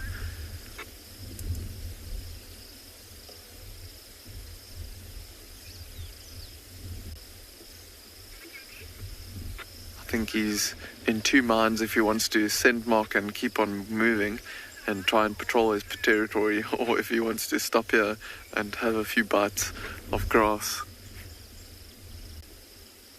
There you can see just curling up his tail. I don't know if you could see there, it's a bit behind the grass now, but he was just spraying some urine there onto a few thick little bushes there. And he'll do that onto these little bushes just because it's a little bit out in the open as well. The scent can be caught by the wind, carry it a little bit further. Yeah, he's picking up the pace now. He's moved quite a distance already. You can also see the way that he's moving, head down, low to the ground as he's smelling and walking and patrolling his territory now. Back on the right. Now he is slowly heading off out of this dried out watering hole. These lions have settled down. I think they were a little bit interested in his movements earlier, but now that he's moved away, they are settling down quite nicely. So now that we're a little bit closer, a bit easier to see the different individuals here. But it seems like it is the two sub-adult males here on the left, the two youngsters we were filming earlier, and then the mother on the right hand side there. But while these lions are sleeping and not up too much, Glenn and I are going to see if we can get another view of that male we were with earlier. But you will be heading towards a jackal.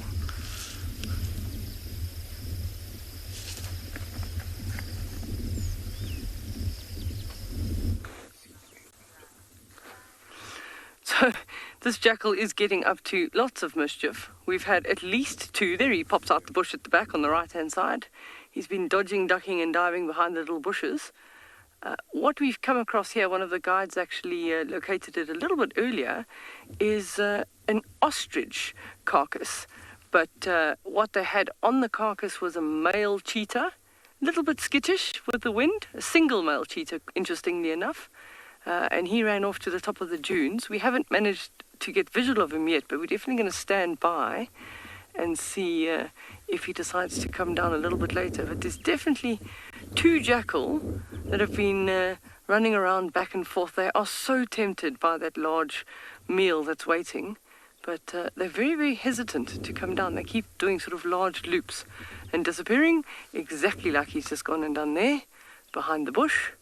So the sly, skulking jackal has just disappeared behind the bush. It is still quite hot, so they will also be happy to wait until it gets a little bit cooler to start feeding on that carcass in the open. So if we pan across to the carcass, what you're seeing there is the underside of the ostrich, and you can actually see the thigh. It looks a little bit muddy and dirty on the thigh. And those feathers say it's a female ostrich. And yeah, circumstances would suggest that that individual male cheetah killed it, which is quite an impressive feat considering ostriches can weigh up to 90 kilos. So much bigger than a cheetah, but he's managed to be successful. We've been looking up on the dunes. So apparently he walked up towards the dunes and lay down in the shade, but we haven't managed from our position now to see him, so we're just standing by to see if he thinks he might come back down. It might take a bit of time, especially if he's a nervous animal. If we just sit quietly and wait, he might consider coming in. If anyone's got any questions, don't forget to hashtag WildEarth, and we're happy to answer your questions.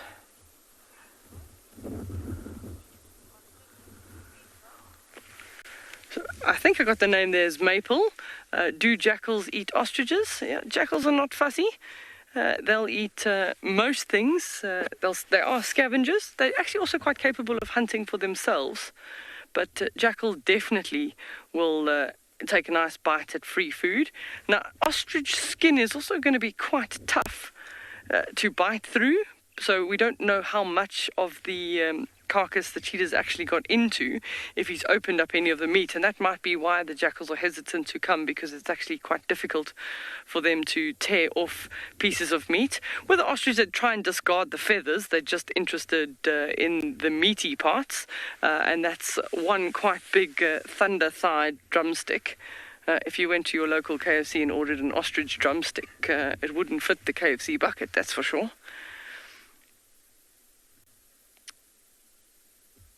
And later on in the evening, those jackals, I can see one coming on the horizon there from the right-hand side, trotting across the dune. I don't know if you've got him yet, Owen. He's coming. Further to the right. He's coming in. He's on the base of the dune. He's going to go past this green bush in front of us. He's going to trot out exactly where that other one was, behind the bush.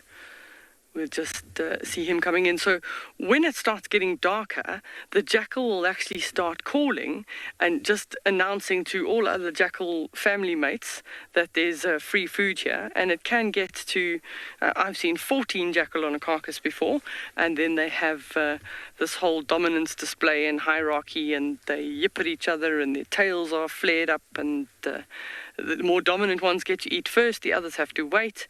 So they'll absolutely start coming in as it gets a bit darker. By tomorrow morning, that carcass will mostly be bones. There's actually 2 little meerkats that have just snuck in here on the base of this bush to the left. 2 on the outside edge there. Oh no, they're sneaking around on the out. There we go. You see them? There. No. Maybe they'll pop into the shot. Those will be completely unknown meerkats. There was at least 2 of them. Some of you were asking and have been asking about updates on the rock stars, and having chatted to the habituator, the situation with the rock stars at the moment, they're right in front here at this bush here. They're standing in line with the ostrich. So the update with the rock stars is that they've actually been taken over by a new alpha male, and he is unknown to us. So whenever he sees humans approaching, he sounds the alarm, and of course the rest of the group, because he's the alpha, they respond to that. So they are quite skittish at the moment, that every time the alpha male sees humans, he makes a sound and they tend to go back into the burrow. But hopefully over the next week or so, they seem to be a little bit better in the mornings. We may be able to catch up with them. They do have new pups, but they're still hiding below ground at the moment. So just for those of you that were looking for a rock star update, is those 3, you just see that body language. They've seen that jackal. The jackal are running up and down on the dunes at the back. And those 3 little meerkats, they'll have a specific alarm for a jackal, and it's actually like a little bark, and they bark, and they all the whole little group gathers together and then goes underground. So David is asking how long until vultures spot the carcass. So it'll be different in different areas. We don't have very, very large colonies of vultures in these areas like the Kruger National Park or some of the areas in Phinda, but a vulture will have to be flying over on the thermals. As soon as they see that, they'll start dropping down to the carcass, and the other vultures will start seeing that signal and start coming down. Don't see any. I saw earlier this morning, I saw a group of about 7 or 8 up on a thermal, but I haven't seen any flying over. So the jackal and the cheetah better hope that they get a bit more of that ostrich before the vultures come in.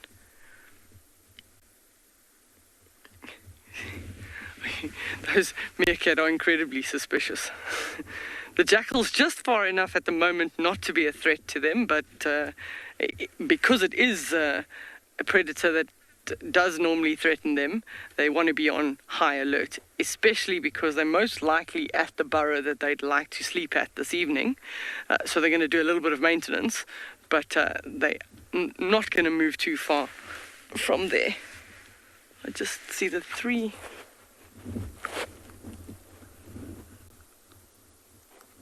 They just won't take their eyes off it.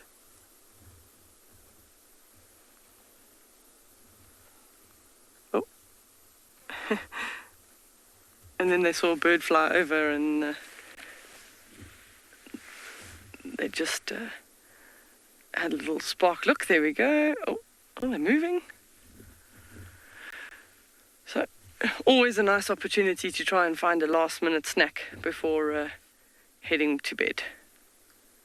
So we're just going to sit here and wait and see what comes to the carcass.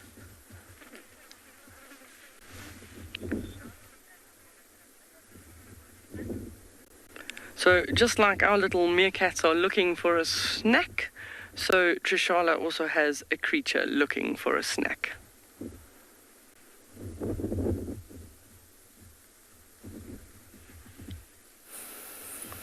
Another snack is exactly what this monitor is looking for.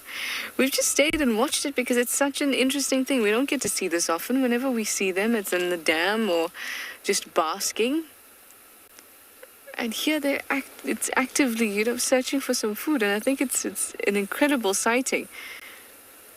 So I didn't want to just leave after one segment, especially since it's still going at it. At the one point, it had dug such a deep hole that it had buried its back legs. Just like that, but even deeper.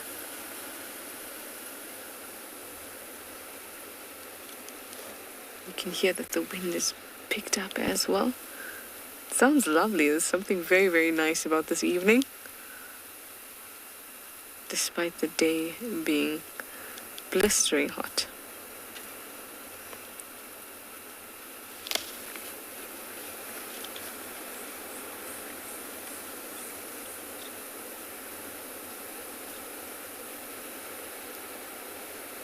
Look at it go. Oh. It reminds me of a kid at the beach, digging a hole and making sand castles.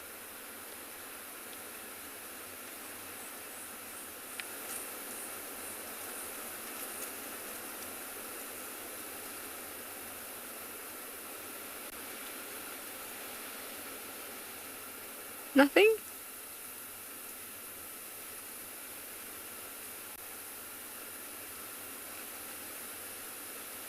Wow, wow. Oriella, you'd like to know what their main predator is. In fact, we were just having a chat about this because actually, between segments, and Camops and I, we do talk about stuff, and we were just chatting about what do we think would take it. I mean, this is a big individual. When it came a little bit closer, I would say it was actually maybe just under 1.5 meters, maybe even 1.5 meters. It just looks up at a vervet monkey, but now the monkey's off. And it's quite stocky. Now the ranges for adults are quite,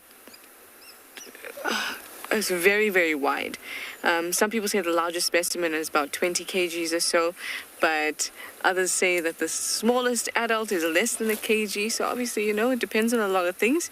But why I'm saying that to you is because aerial predators are a problem. But you're going to need something quite large and adapted to picking up large things that are the size of themselves or larger. So for me, that would be fish eagle. Fish eagle is like 2.5 kgs, and they can lift 2 kgs of weight. Maybe a fish eagle would take it, because I don't think this is a 20 kg individual. This is more likely maybe about an 8 kg individual. Maybe even a tad less. So that, I think it could be attacked by a fish eagle and then consumed a little bit, then taken up. Crocodiles will have a good go at them, especially if they're after their eggs. Crocodile would have a huge go at them. But at this age, at this girth and length, I would say that aerial predators are a little less likely. More likely, or most likely, are things like leopards, crocodiles. That's going to be a good snack for them. A leopard, definitely, I would say. I can imagine Tingana with one of them. Honey badger, do you remember when Steve had that awesome sighting with a honey badger and a rock monitor, and how they kept chasing the honey badger chasing the rock monitor, and it just kept going on and on in a frenzy. I will say, though, that this individual is a little bit bigger than that rock monitor, so maybe it'll be tougher, but that doesn't mean that a honey badger wouldn't have a go at it.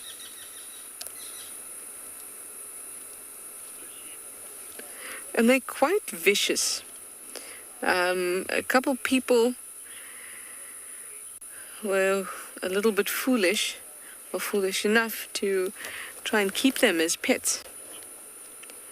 And when you get on the wrong side of them, you will get very badly injured. They have sharp teeth. They're not very large teeth, but they're sharp. And they have long, sharp claws. Apart from that, they are similar to a honey badger in that they're not a quitter. They're not going to give up. They want to get out, they want to wriggle out, they're going to scratch you to the death to wriggle out.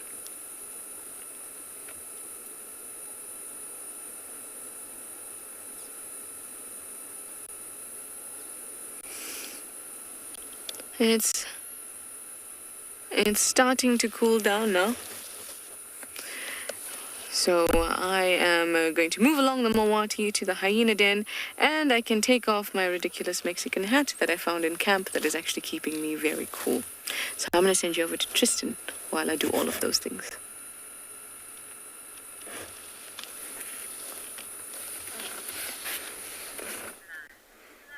Well, our patience has paid off, because I can't tell you how excited I am. We sat with him, we got baked a little bit, we had horrible views, and our time with him has led to us sitting right next to him, out in the open, on a mound, and the most beautiful pose ever, and a completely relaxed cat. Look at that, his legs are kicked out to the side, paws over the front. He's not worried about us at all, which is super, super cool. Every now and then he lifts his head and he gets this little glint of the afternoon sun reflecting in his eyes, which makes him look so beautiful.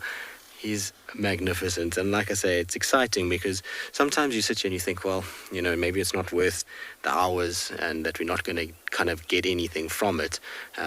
But then something like this happens, and it doesn't look like much. I understand that it's just a leopard on a mound, and some people won't get that. But the progress of that right there compared to this morning when we arrived, when he was just kind of behind bushes, not really wanting to come out, is massive. I mean, it's an epic, epic sighting. That's 10 out of 10 leopard sighting anywhere you go in the world, and would be considered a hugely relaxed individual. So for us to be able to have this is the most exciting thing. And for him to look, he's even turning his back on us at times, which is crazy while I'm talking. So I'm so happy. It's kind of reward for putting in a little bit of effort when something like this happens. And it was quite funny because he was super he's got his mom's and his grandmother's trait a little bit in this regard, because he got up from where we had him just now and he started walking. And we gave him a bit of space and we let him walk for a little bit, just as far as we could just see through the thickets, and we followed like that because I didn't want him to get upset with the wind and everything else. And then we drove, we lost him, and we drove, and we came right past this mound. And I said to Thea, I'm pretty sure he's going to be on this mound. And we checked the mound, there was nothing. Came through here, couldn't find him, and I thought to myself, there's no ways we could have missed him in the circle that we did. And as we were kind of going away from this area, I looked back, and there were these two little ears on the top of the mound. So he kind of just sneaked up on top. And this is how these leopards are able to lose you like this. I mean, it was literally in 2 seconds. We couldn't see him, and he was gone. And I think he was just behind a bush, and as we came around the mound, we didn't see him, and then he went up the mound after we were gone. But either way, he's stayed on the mound when we've come back. And he's giving us this magnificent sighting. And like I say, that little bit of light that's just catching that left eye makes for a pretty picture, that's for sure. Now, a lot of you will be interested in spot patterns because obviously we kind of ID cats sometimes by spot patterns. So if you look on his left muzzle, he's got 3 quite big spots, and then there's kind of 2 smaller ones that might or might not be counted in his whisker line spot pattern. So if I show you what I'm talking about, I'm just going to try and see if I can show you there, those 2 little whiskers. You might have seen the little green light. That's what I was talking about, is circling that whisker area. There's kind of 2 behind there, so he could either be a 3 or 5 depending on who's calling it, and the right side looks like 3. So I would go 3-3 personally.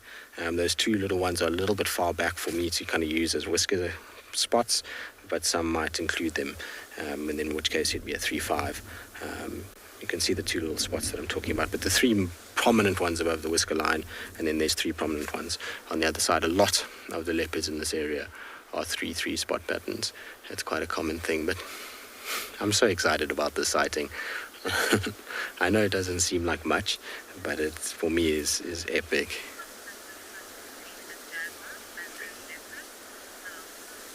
So 50, you're asking what's the difference between a jaguar and a... Oh, look at that light on him. That is magnificent. Wow. So 50, jaguars and leopards are quite distinct. The size is one thing. So a female jaguar is the size of a male leopard. Also, what you're going to have is you're going to have a difference in the rosettes. The rosettes of jaguars tend to be bolder, bigger, thicker black on them. I find them that they look kind of very, very, very bold marked compared to the leopards. There's also like this little black spot in the middle of the rosette that I don't notice on a leopard at all. Are you hiding in the grass now? But we can still you. Okay, I'm going to try and reposition just to get that sun on his face. He should be fine if I just reverse back nice and slowly. Wait, let's just see where he's going to go. Just hold on before we do anything.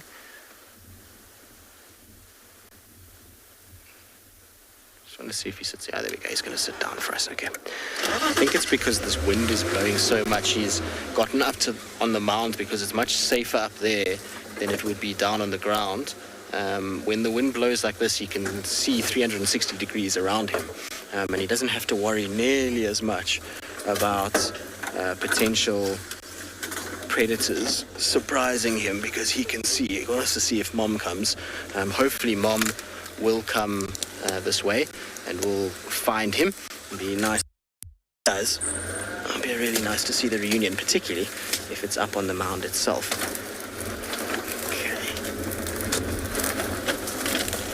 Should be beautiful with this afternoon sunlight kind of shining down this way. We should get a really nice gap. There'll be a lot of grass in front of his face, but the light itself will be really, really pretty. There we go. Are you going to sit in the grass? Okay, that's fine. You can camouflage up there. He's sitting in the grass. And you can see how well he does camouflage. If his ears were to fold flat against his head and you were driving past, you would miss that quite easily. Even from there, you can't really see it nicely. And then where he kind of puts his head up and yawns, do you start to pick him up. Hello, boy. Look at that light. A little gold tinge that's hitting him at the moment. It's gotten a little bit muted in the last 10 minutes. It was beautiful and bright just now. But it's muted a little bit now with the kind of cloud that's just passing in front of him. That's very cool. I'll continue my jaguar differences just now. We're going to kind of just see where he goes and what he gets up to before then.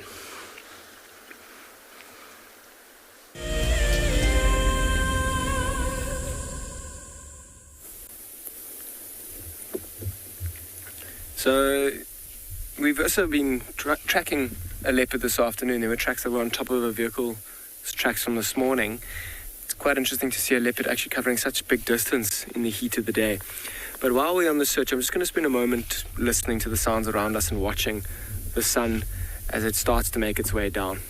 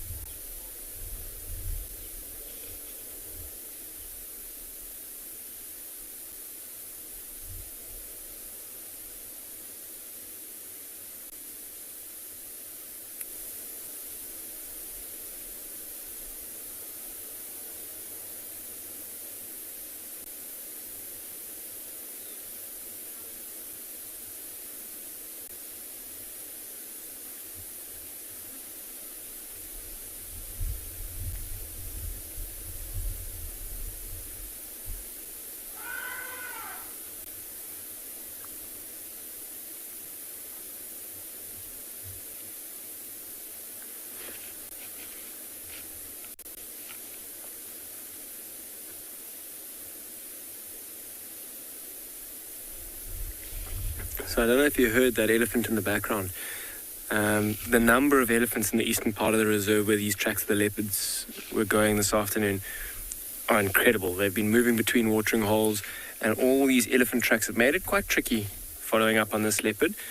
But what I'm going to do is I'm going to continue down towards the riverbed, try and see if we can't spot any tracks in the riverbed, see a direction as to where they're going, and see if we can't find a leopard for ourselves this afternoon.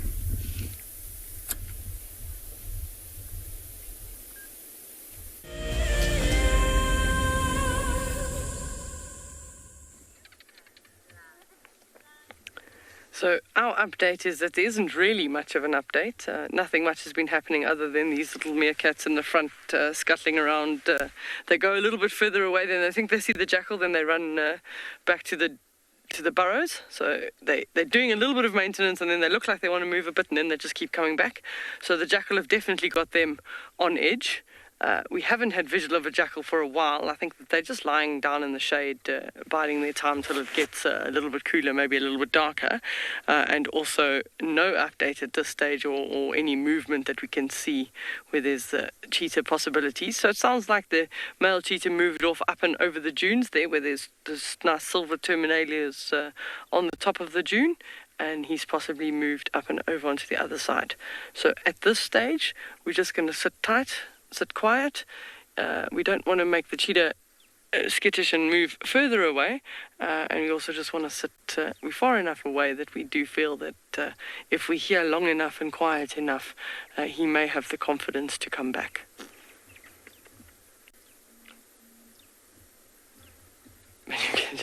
That meerkat keeps checking around. He's checking left, right, just to be sure what the jackal are up to. You can actually start hearing in the background, a little bit early, but the barking geckos have already started. It's that little which is quite, they generally wait until the sun goes down, maybe just a little bit impatient for the day, but they have already started as well, one of the nice sounds of the Kalahari.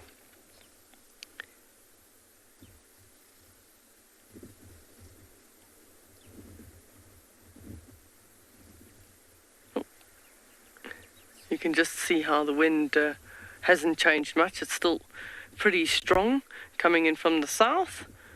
So we're going to send you with this wind back to Djuma with Trishala.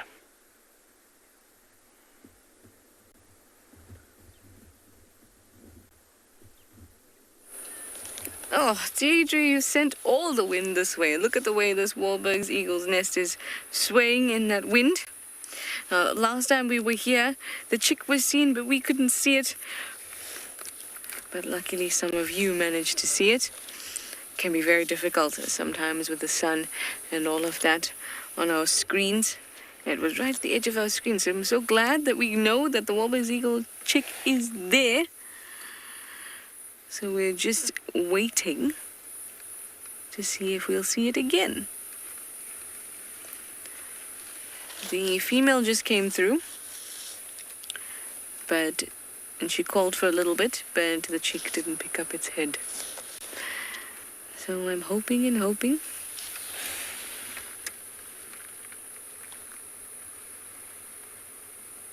And with the wind, it seems like every little thing is making a movement and making me think that it's the chick.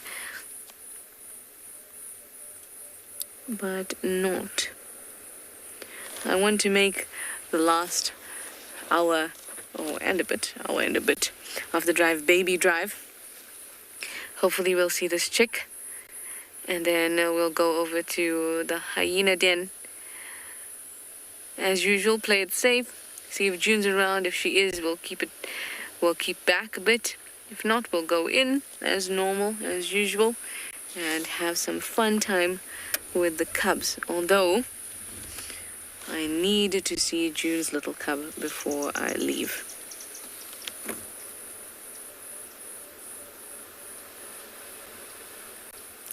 So we're going to make an extra effort with all the care and consideration that we have to offer June. But we still want to see the cub. Look at this wind.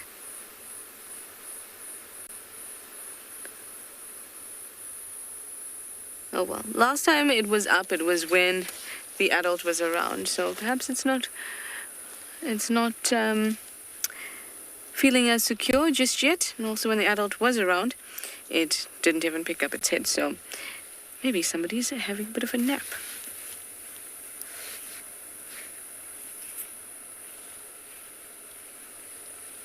With that said, I think let's move on. We have been sitting here for a bit hoping for it to come out. And let's go to the den. That's one of the adults calling. Oh, there we go. There we go. Oh, there we go. When the adult called, it lifted up its head. Hello, puppet. Oh.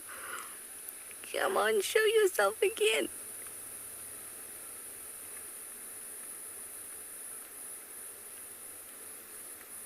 Oh, was that not the cutest? Oh my goodness. Come on, adult, call again. I want to see your baby.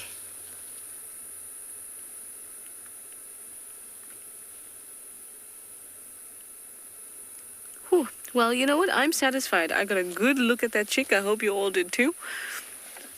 Right in the middle of that nest, picking its head up. That was amazing.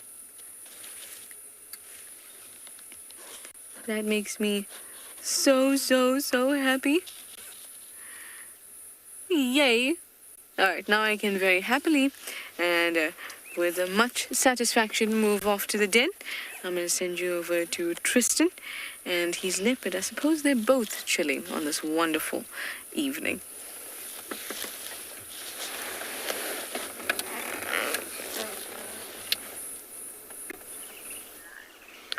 We are chilling. He's now chilling in the most funny spot. He's being a little clown now, which is what I was hoping for. But he's kind of got himself on a down slope, where his paws are pushing him kind of up the termite mound, and there's this little face peering through this long grass.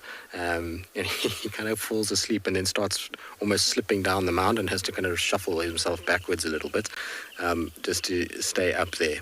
Why are you lying like that? There's such a kind of big area on top there, and he would have been able to curl up in a little ball up there. No one would have been able to see him, but he's decided that this is how he wants to sit, which is fine by me because it's a pretty cool view. It's a kind of, I don't know, it's got a leopardy feel to it, doesn't it? The way he's kind of staring out through the long grass.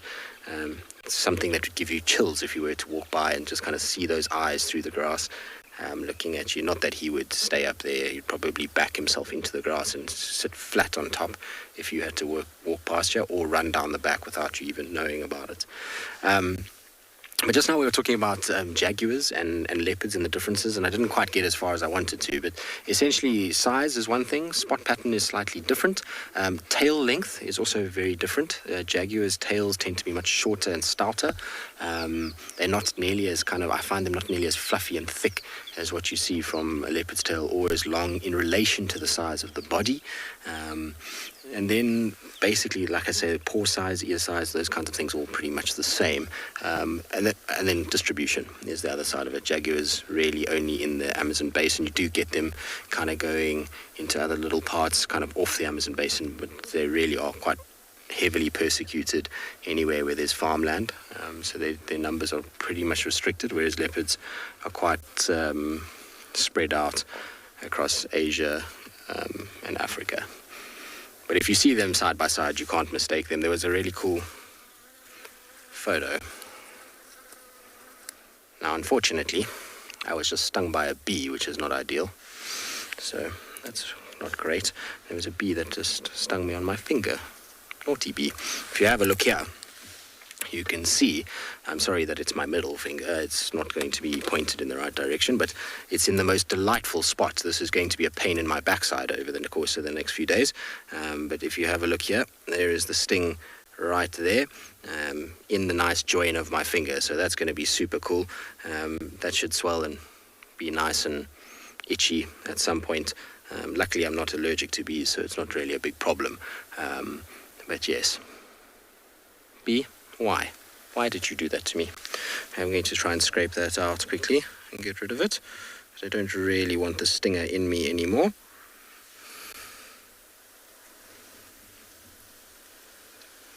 Okay, I think we got it all out, which is good.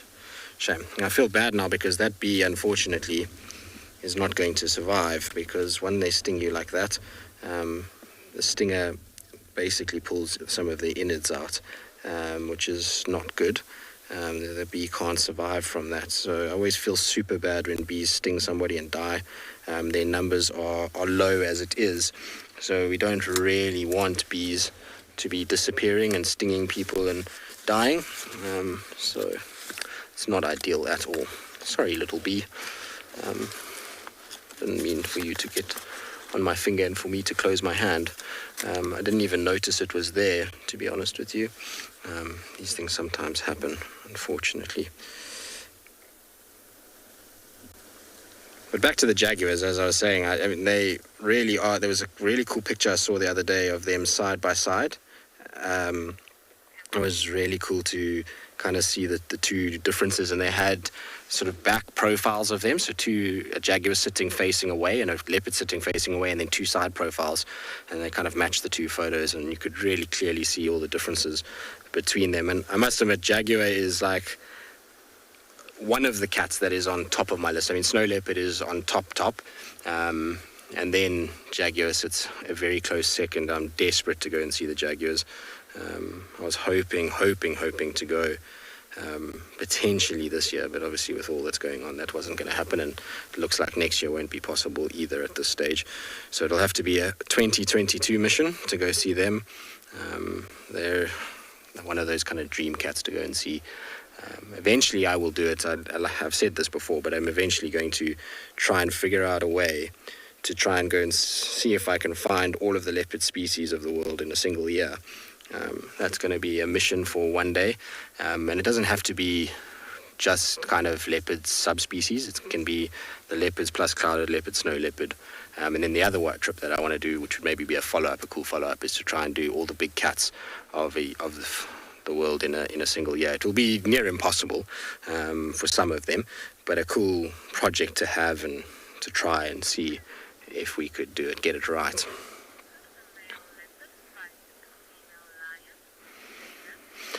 Jaden, generally no. So, I mean, you saw, I don't know if you were watching yesterday, Jaden, but those 3 lionesses chased Tingana in the morning, and he ran for his life. He's not really going to entertain it. But there has been 1 or 2 recorded cases of leopards fighting with lions.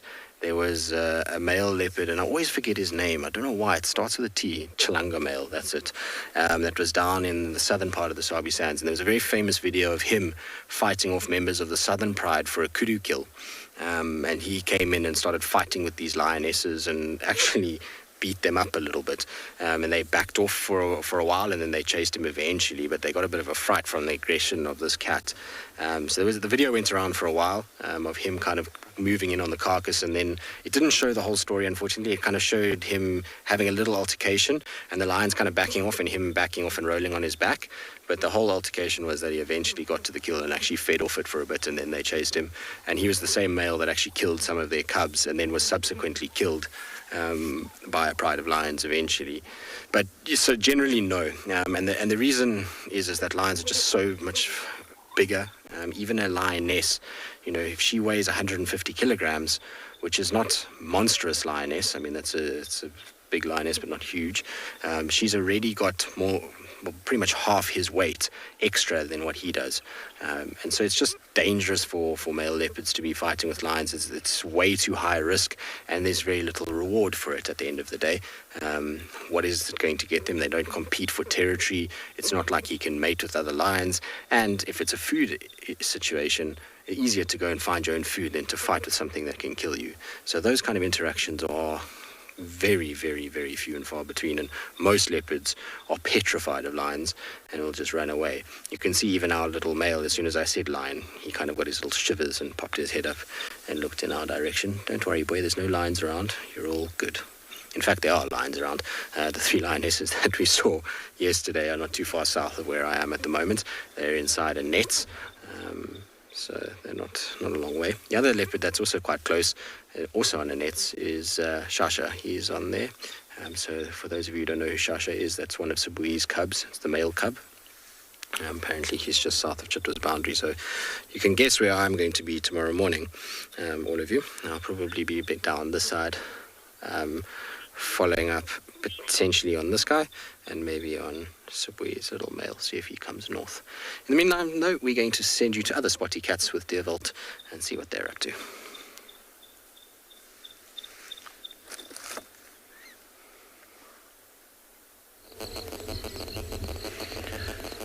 We came back to this female cheetah and her tiny little cubs, and surprise, surprise, they are feeding on a tiny impala lamb. You can just see the female at the moment. The youngsters are all behind her there, and it's getting dark very quickly now. I think the sun is just about to go under the horizon here. But you can see the female. There's the youngster's head just behind her there. Look at that. She keeps on looking in this direction. So it's nice and open here around her.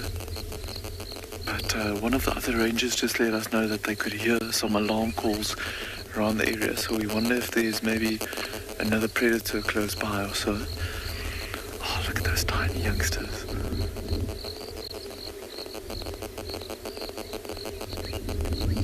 Just keeping our distance from them. We don't even go off the road with the vehicles around these youngsters just yet, just because it's still getting them used to the vehicle slowly but surely. And once they show no more behavioral changes with the vehicles being around, then we'll see if we can approach them a little bit closer. But how cute are those little youngsters? This is the first time that we've seen them feeding on meat.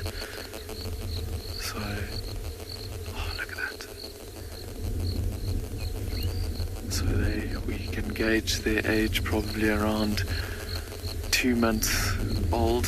They generally get given some meat, and mom will take them to their first carcass when they're about 3 months old, but these youngsters look still very, very small. Say mom's sitting up right there. You can just hear another vehicle coming past here. So with that sound, she's just sitting upright, making sure that there's nothing around.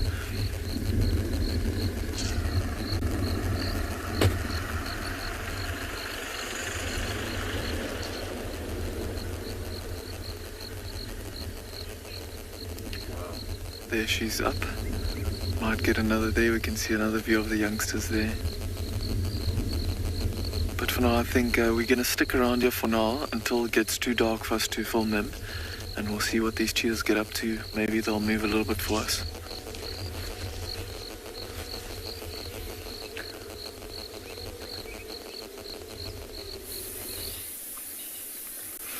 Welcome back to and Beyond Ngala, everybody. And we've kind of just popped into the riverbed quickly, and there's a lovely troop of baboons. I'm going to quickly just stick on this female here at the moment. If you look in her lap, look, she's got a brand new baby. Look at how different the colors are, how pink or even red that little one's face is, and how black its fur is compared to mom. Stands out incredibly so. And you see how mom's sitting down like that, and the baby kind of like in her lap. You see where the baby's face is. I mean, they'll carry them underneath the moms, particularly when they're young like this for the first few weeks of their lives. And you see how it's suckling there. By carrying the babies underneath them, they've got this constant supply of milk, which is so important to any newborn. Look at that hand, eh? Jeez, it's just like a human's hand, reaching for a little bit of grip on the other side of mom as she moves around. That little baby, look at that one just watching. Little babies can often cause quite a lot of excitement within a troop. You'll see some of the older ones wanting to play with the little ones, but this one's far too little to play with at the moment, so mom will protect it incredibly so. You'll even see some other females often trying to snatch little baby baboons out of their hands. So I'm going to just take your attention, BK. You see those ones playing on the rocks again. So there's another few little ones that have kind of climbed to halfway up the bank on the riverbed, and they are playing, younger ones, incredibly playful. It's amazing how easily, I mean, that's a sheer steep rock face that they're all running up so easily. See a couple of them watching. There's another one that's just reappeared there. It's that time of the day. It's after an incredibly hot day. It's cooled down. It's still light enough to see. The baboons are mostly spending their time in the riverbed. Really good place to keep a lookout for danger. There will be a few in the tops of the really tall trees around us as well, acting as like these sentries, kind of looking out for danger. And if there is danger, I mean, there are tracks of leopards around, but they've proved to be incredibly difficult to follow and actually track because of the abundance of elephants in the reserve today. So this is a really good marker to kind of keep in your mind with these baboons here. If they do start to alarm call, and they will make a lot of noise if they see a leopard moving close by. If we do hear them, it's kind of a great place to come shooting back here. Maybe that leopard isn't far away. Super playful here. I think they might have spent quite a lot of their day feeding. They're not really worried about feeding so much anymore, but they're going to probably pick one of the bigger trees around here to spend the evening and sleep. Look how easily they get and climb up there, huh? Their weight makes it a bit easier for them. They're much lighter than us. But they've got those opposable thumbs, which makes it easy for them to grab. Look how those two grab each other, in fact. They're even running down that steep slope backwards. But you see how, like, all that playtime, wrestling, and then they stop and look around. Make sure that there isn't maybe a predator that snuck up on them, smaller ones like that, maybe even a big bird of prey, or even a bigger, older baboon. I mean, these little fights or play fights can often turn into quite aggressive ones, and then a bigger male baboon will come in and kind of discipline the younger ones, and can be quite aggressive and quite harsh at times. The noise is quite amazing, actually. It's like these high-pitched screeches.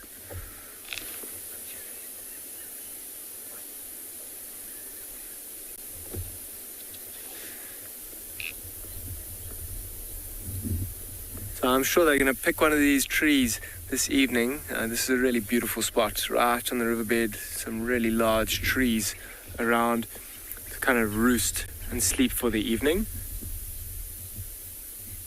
Look at that one reaching right up, doing a pull-up to kind of get to the top of that branch, maybe even trying to sneak up, use the rock as a bit of cover.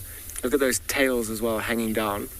Those tails make it a little bit easier for them when doing these tricky maneuvers on steep rock faces or climbing up into trees, flimsy branches. You see how the smaller ones kind of make way for the bigger one? Oh, little tumble.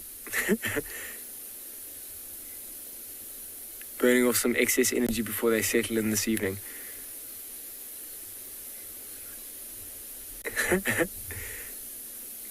Down into the riverbed.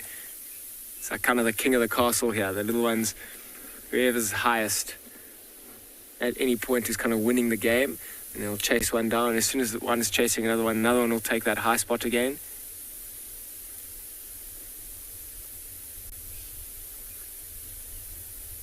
They've got incredibly tight family groups as well. They look after each other very, very well. There'll be a few males, dominant males within here. Look at that little baby now. Kind of stroking mom's face.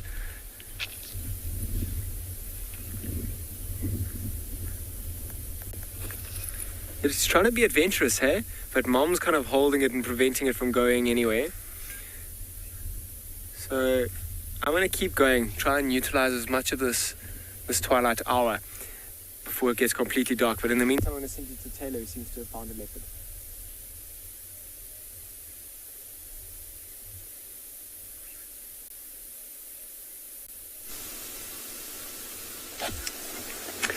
So, the quick glimpse of a leopard that we had earlier here at Nglovu Dam has returned. Hello. And has caused quite a stir. You can see it's slightly agitated. The different geese are not happy. The kudu were barking. The impala were snorting. We tried to race around to the other side of the dam to see if we could get a better view. Now, we're parked quite far away, so I'm struggling to see exactly who it is. Not that I'm super familiar with all of the leopards here. Now that I'm looking at it, doesn't look particularly tiny, but Pixie Pan, who is a female leopard that likes to hang about here, her cub should be around 9 months old, somewhere around there, I would say, 8 or 9 months old. I can't see if this is Pixie Pan or if it is one of her youngsters. We must be about 120 meters away from this leopard. We are very, very far. But very cool anyways. So it's just a little bit difficult, but quite stocky. So maybe it is Pixie Pan. Pixie Pan's got a 2-2 spot pattern. She's also got the most gorgeous, beautiful blue eyes. But with the light fading quite quickly, it's difficult to kind of make it out. You can see very nervous. Definitely a female. I wonder if it is a youngster or if it is Pixie Pan.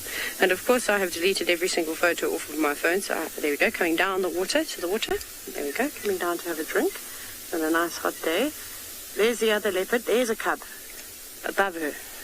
So that must be Pixie Pan. And then if you go up, Seb, there we go. There's the other leopard that's just come out now. So we saw one of them. All these might be the 2 cubs. This is the other thing. I haven't seen them for such a long time. The last time I saw them, hey Seb, remember when we had them? We had such a great sighting. They were right next to the car. But that leopard looks much bigger. So I'm not sure who we've got here. Now you can see those piercing blue eyes. There's also elephants, which I'm sure you heard trumpeting. There's all sorts of drama going on. The hippo is very unhappy. It's got its mouth wide open. I'm just in 2 minds to move right now, because I think I'm definitely going to disturb the cats. You can see that one and watching all the elephants move around. But very cool. But if you do have any input, that would be great. I'm really upset with myself that I've deleted the images of the leopards off of my phone.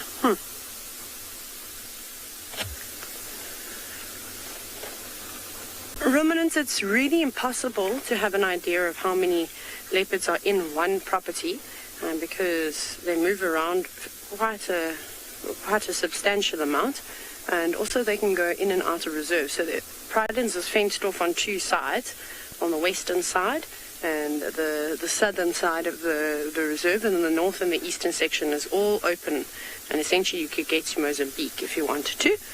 And the leopards go in and out of the Hoedspruit Wildlife Estate, which is this suburban area. People actually live there. So it's difficult to say. Also because the cats are not habituated here, I could not, and I don't think anybody can give you an accurate number as to how many leopards are seen, because the only leopards that I have seen are Pixie Pan and her 2 youngsters. And then I've seen Shimongwe, which is another male leopard. And then I've seen a second male leopard that also pops around here at this dam. A fully grown one, and then a young male that gets chased up the trees quite often by lions, and then also Pixie Pan's sister. So just those ones for now, but I'm sure there are more, but they're just quite shy and don't really like the vehicles and really do a good job at hiding away.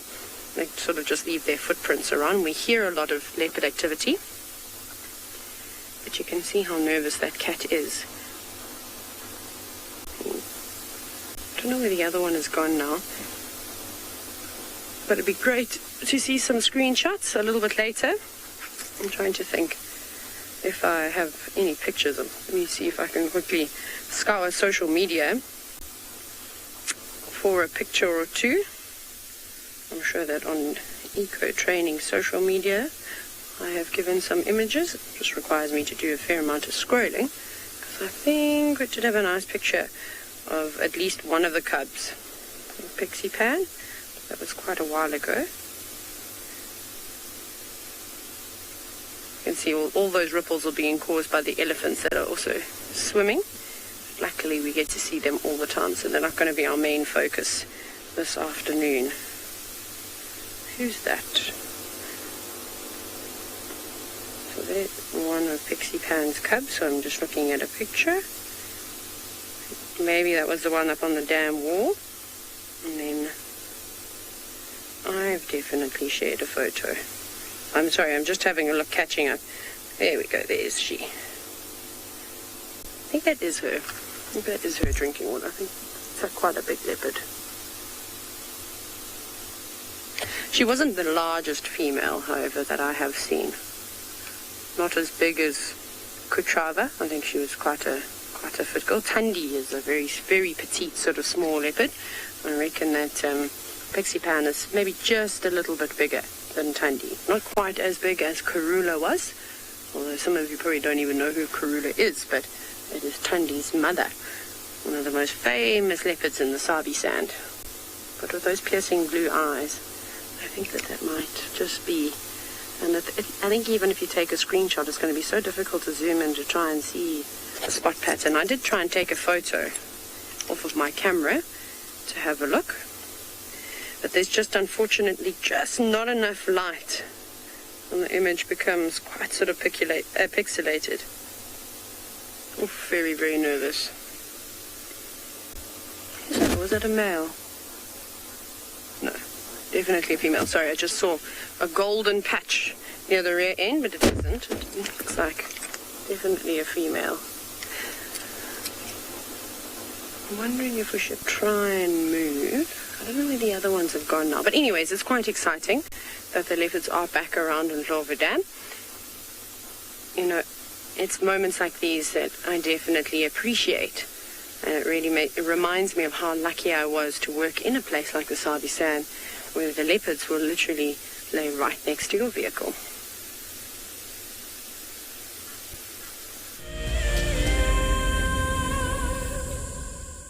Wild Earth is launching our brand new Explorer program with an opportunity to win a very special Wild Earth expedition. The lucky winner will get a behind-the-scenes Wild Earth experience at the magnificent and beyond Ngala Tainted Safari Camp. The prize includes a 3-night stay for you and a friend with a chance to sleep out in the unique Ngala treehouse. Become a Wild Earth Explorer and stand a chance to win this and many other prizes. Terms and conditions apply. Join us around the fire as we have our very first Wild Earth Explorers Fireside Chat. And what that means is that if you are an explorer, we're inviting you to come and join us so we can chat about the greatest highlights of 2020. We will be chatting about our favorite characters and what they have been up to during the course of this year. And if you would like to join us, head over to our Explorers page and subscribe. Don't miss out. This Fireside Chat will be on the 13th of December at 7:30 p.m. Central African Time, straight after Sunset Safari. An ever-increasing part of the global population is losing its connection with nature. Wild Earth is here to reduce people's stress and anxiety, allowing you to escape into nature even just for a few hours a day.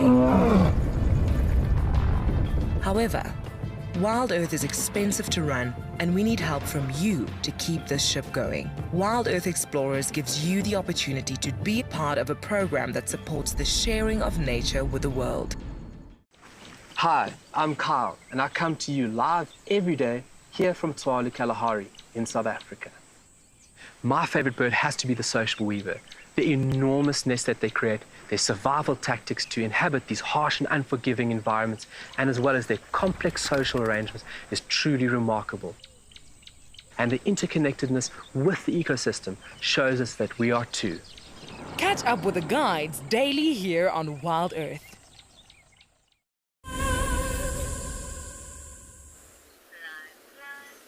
Well, as you can see, it's gotten even better. Our little male has come down from his mound and is now sat on the most glorious tiny little mound and is posing like an absolute champion.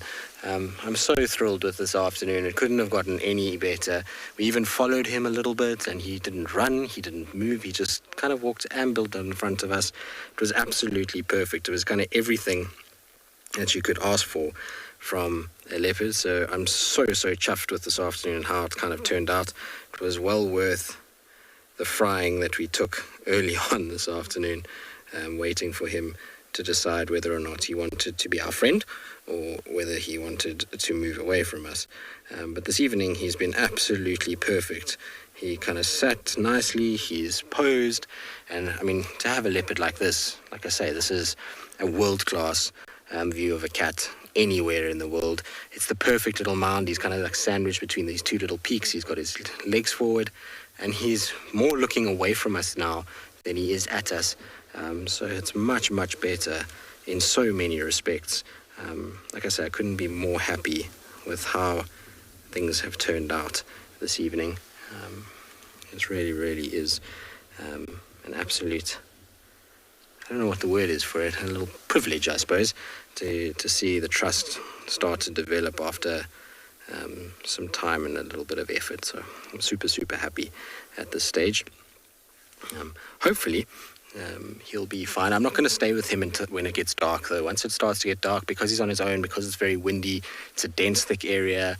If he does move and we move and off-road, you never know what it can attract. So as soon as it gets too dark for our camera, I'm going to leave him, because that's always a sign that it's time to let him be.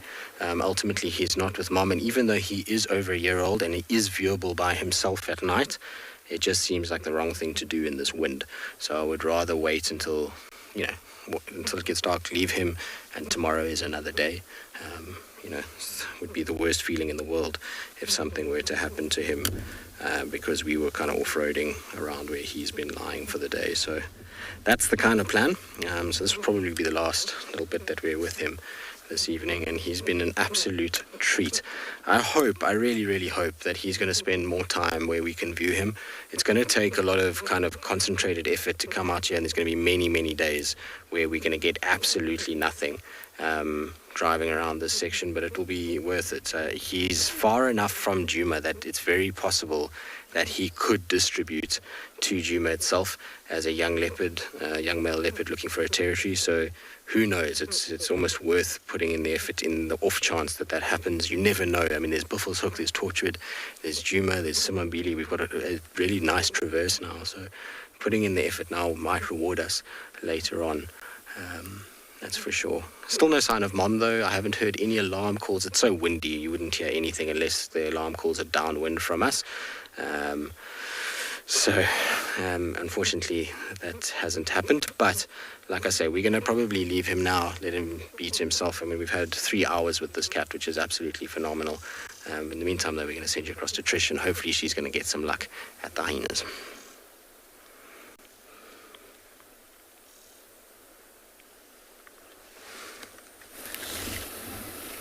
I certainly did get some luck with the hyenas. Not the particular luck I was hoping for. I was hoping for June and that little one to possibly come out. But here we have Heart suckling her two. And then up on the mound, we have the stragglers, motherless, hoping for some milk themselves. Ribbons too. And then finally, Corky's a little strong, independent woman. Also motherless at this moment. At least they're not staring at Heart's cubs suckling. Now they're just staring at the other vehicle that has arrived. So with Heart around, it's unlikely that June will come through.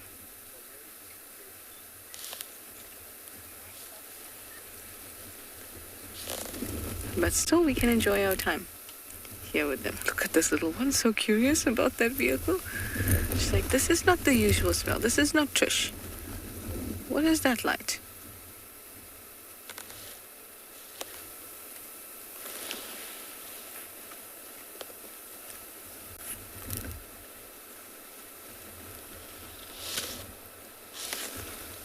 No, they don't smell like the people I'm used to. Let's put my head down. Now the wind is picking up quite a lot. Very, very much so. Still nice and warm, but definitely cooled down substantially. Hopefully tonight will be cooler and all our furry creatures can get a good night's rest. In the case of the cubs, in the case of heart. Ooh, Tswalu's got something exciting. Let's go over quickly.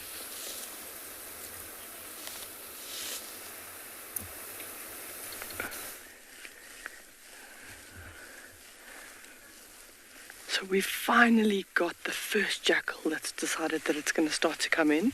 The other two that were here earlier have both gone in different directions, and we heard them calling and calling as if they were looking for reinforcements. And then not even 2 minutes ago, right up on the ridge in the terminalias, these two jackal, they were fast asleep, and they just popped up and we saw their little silhouette, and they've made their way down the dune, upwind of this ostrich, and they're still very nervous to approach. The other one's just a little bit out of shot. It's starting to trot in now. It's coming in behind the bushes, so it's going to join its companion shortly. Still very, very nervous. We haven't seen any sign of that cheetah at all, but the jackals definitely, as the angle of the sun has changed, and it's started to get the winds dropping a little bit, the jackal will start getting a little bit more brave to come in. There. You got them both there.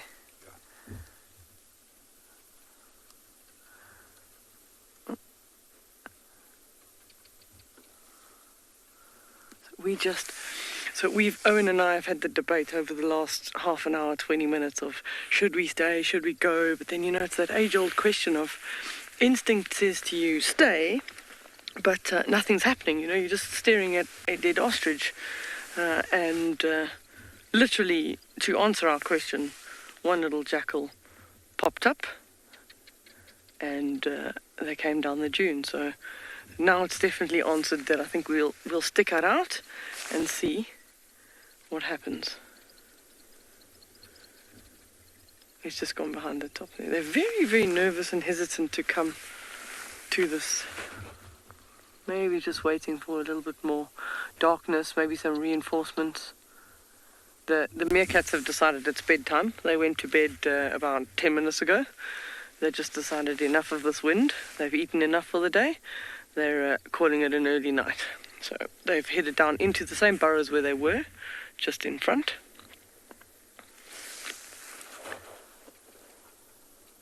The little barking geckos are getting more and more, which is unusual. Kim's asking the question, can they run fast? If you're speaking about the jackal, yes, they can. They typically actually keep more of a trotting motion, and that's quite a sustainable movement that they have. Running fast, sometimes I always say, is relative to what is chasing you. And if it's a cheetah that's chasing them, then they're definitely going to run a little bit faster. If you were talking about the ostrich, that one didn't run fast enough. But at top speeds, an ostrich is capable of running. I've had one running parallel to the vehicle, clocking close on 70 kilometers per hour. But then again, you go into the fastest land mammal that we think actually killed this, and that's topping speeds of over 110 kilometers per hour. So the cheetah just needed a short rush, a burst. Ostrich are very funny when they're running fast. They get very wobbly. They get a bit of a speed wobble. They're only running on two legs, and they sort of shift left to right, and their wings come out like a little bit of a stabilizing bar, and they can get quite wobbly. And maybe that's how the cheetah was actually successful in bringing the ostrich down, as it just managed to overtake it, possibly jump on the back, maybe trip it. Cheetah's typical tactic is to trip up its prey. So with those legs on an ostrich, you do have to be very, very careful of that sharp claw. So you don't want to be attacked by an ostrich. But maybe that ostrich just sort of slipped and fell, and the cheetah got onto the neck quite quickly. So hopefully that answers your question as to which one is the fastest. First the cheetah, then the ostrich, and then the jackal. But that ostrich was not fast enough. The jackals are running up at the dune on the back there, between that gap in the terminalias on the base of the dune. Okay.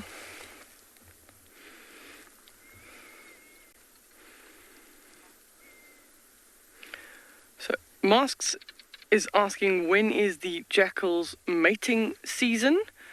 So most of them, that's actually a good question. I don't want to say I know for sure if they have a season, but probably relatively soon actually, because they'll have the pups. There's more food available in the summer season, and even if they have to bring fruit or rats or mice, it'll be more in the summer season. I'll get back to you on that one. There is, I can see in the distance, but probably a good 500 meters or more, there's another jackal trotting in. It might have been the one that we lost visual of, but they'll start coming from, the wind's been blowing in from the south, so north of us at the moment would be where all the center's gone. We're really crossing our fingers and our toes to hope that maybe a brown hyena or something would get this scent on the wind and decide to come in to investigate, and then hopefully also take a bite of ostrich. So that's pretty much our update at the moment. I'm going to have a quick look in my book. I've got a little bit of a library going on in the side here, so we can't know everything, but I would rather answer the question correctly than incorrectly. So we're going to go to raising of young, and then we'll have a look at what they say so we can answer your question properly. And nothing there about seasons in that book, so we're going to have to go to the next one in the library, the actual mammal book. Oh, that light is looking golden at this stage. Look at the change, the color change on that on the carcass. It's really pretty at the moment. Got to find the and I'm just having a quick read. So yes, I have got the answer here in my book. Seasonal breeder, so 1 to 8, wow, that's a lot of pups, but usually 3 or 4, being born July to October. So sometimes certain areas, the reason it's such a long time frame, it'll depend on the heat, it'll depend on food availability, and that'll be why it's such a long time frame. And then the gestation period is actually not very long, it's only 60 days, so 2 months.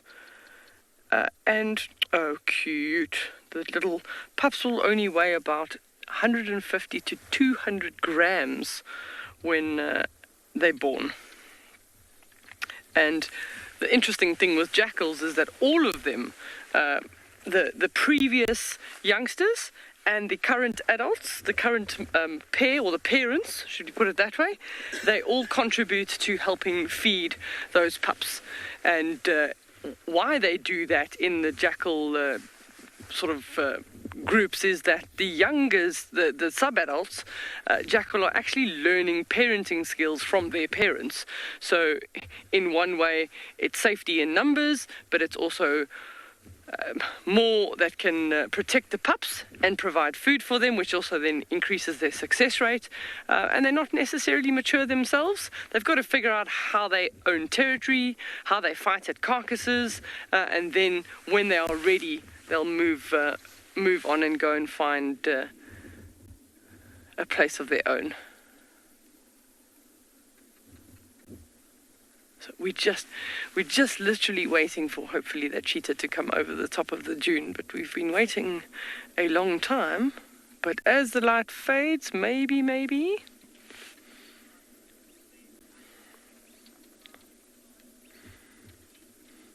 Moeed is asking, is the whole of Tswalu this iron-rich red soil?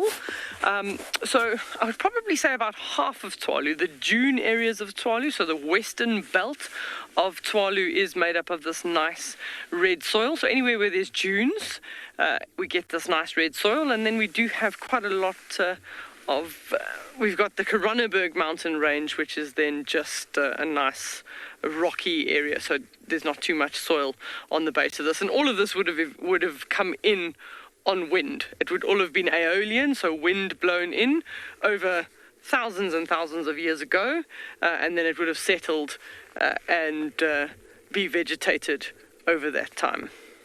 So these sand belts in this red color stretch from here all the way north right up into Namibia. So we can actually, maybe I can jump off quickly and show you how iron rich the soil actually is. I'm going to do a little trick. I'm not attached to the vehicle, so just tell me where you can see me. So very often a nice little trick to know how iron rich the soil is to take a magnet, and then we can just run it over the soil. Oh, not too much iron in that one. Let me try. Either my magnet is not very strong, but if Owen zooms in there, I don't know, maybe I must come closer. So if you zoom in there, you can actually see how much iron is actually picked up on the magnet of my name badge. And that's there's quite a lot of it. And if I try and just sort of get it off onto my finger there, you can see that dark, it's almost a dark black color, which is why we get this nice little rusty red that we see. But look how spectacular that afternoon light makes these orange dunes. And there's just something about the Kalahari that's just absolutely stunning in the late afternoon with this low light. Everyone always talks about this golden hour for photographers. But I think in the Kalahari we have about 2 golden hours in the morning and about 2 golden hours in the afternoon because of the angle. They're directly behind me on the base of the dune. I can see a jackal moving. You got him? I'm going to just sneak back into the vehicle. We don't want to disturb anything that might think that it wants to come here. So I can just see that jackal's decided to sit down. They really are testing our patience. So he's just enjoying the last rays of sunshine. We still have probably another 20 minutes of light. So we're going to stick it out. There's not much more time left. So as the jackal sits and waits, so shall we.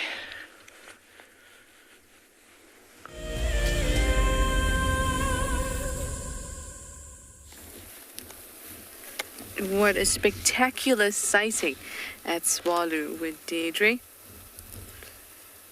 I'm sure you all remember Deirdre was with us here at one point too.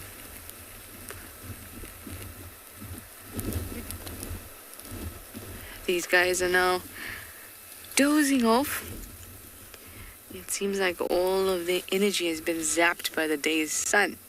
Now everyone's out just to cool off a little bit because the temperature outside is possibly just a few degrees cooler than the temperature inside of the mound.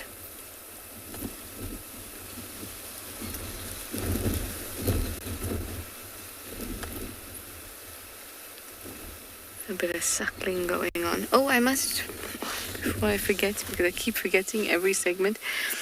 Earlier when we were at the dam, and I referred to the terrapins and chelonians. They're not. They're testudins, not chelonians. Chelonians are just turtles. Testudins are terrapins and tortoises. Sorry, it's been on my mind as soon as from the time I said it, and then I wanted to correct myself and never got the opportunity. So there I go, before I forget. Hart just looked at me like, can you please start talking about us and not your Chelonian testudians?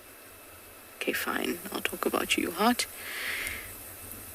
I wonder if that milk will be cold, because on a night like this, you need some cold milk and Milo. At least that's what I think. Maybe that will get the energy going here too. Shame. How gorgeous. We're going to stick here until the end of drive.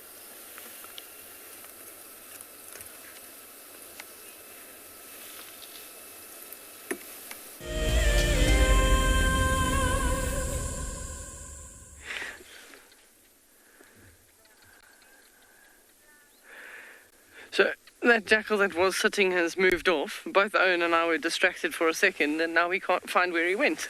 So we are still looking, but how beautiful do all those silver terminalias look on the top of the dunes at the moment. They've started to flower.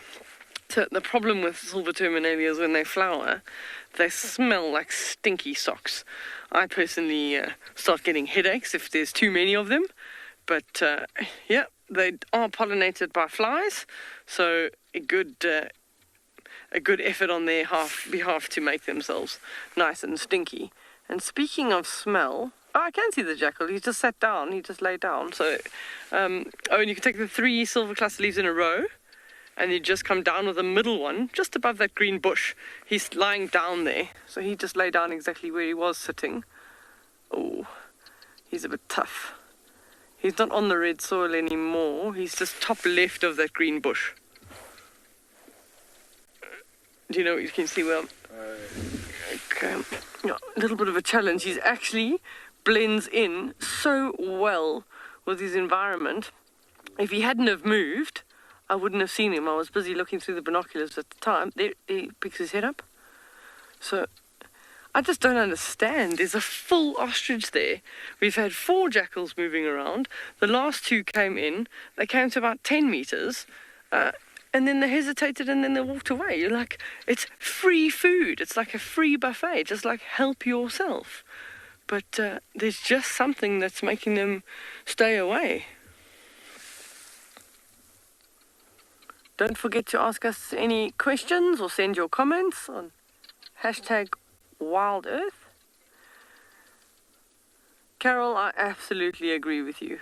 The colours in the Kalahari are breathtaking.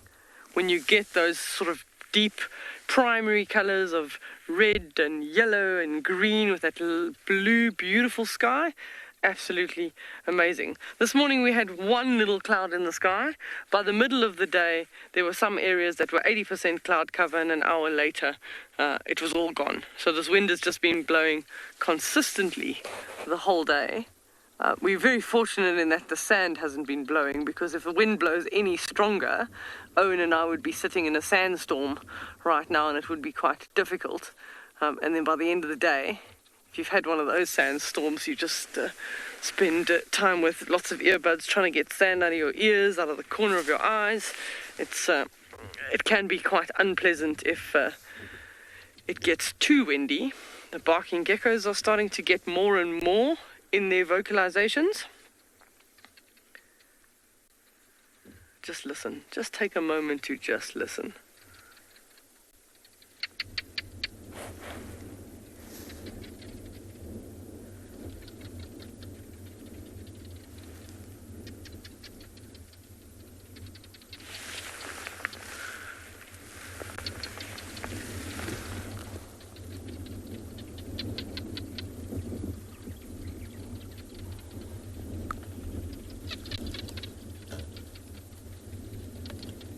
And that jackal is just lying. He's just taking a nice little nap. We can't call it a cat nap. We can just call it a dog nap. Oh.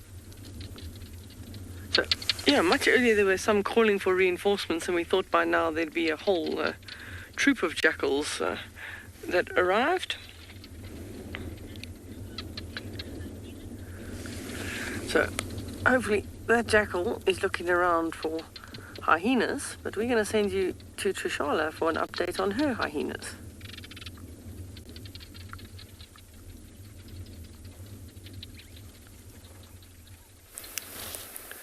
Oh, my hyenas would be very interested in a carcass, and I'm sure these little ones would be super curious to meet some jackals. Especially this little spunky thing. Can never choose favorites, but I must say Corky's little one is high up there, in my ranking at least, and the Juma clan's ranking. She is still in the middle. We're unsure really about the ranking of Corky and June, as well as Indibele, we mustn't forget that, and Sutu, mustn't forget those 2. Or those 4. We're only really sure about Ribbon and Heart. So it'll be interesting to watch all of these dynamics unfold over the next couple of years. That's what I'm looking forward to. Years of watching them grow and see where they go and what they do. We're having some gorgeous lightning, no thunder just yet, but some lightning off in the distance, and the wind is picking up, so maybe we'll have the well-deserved storm after the many days, a couple, at least 3 days of really, really, really hot weather. The heavens need to open. Doesn't it feel like such a relief when that happens? I certainly think so.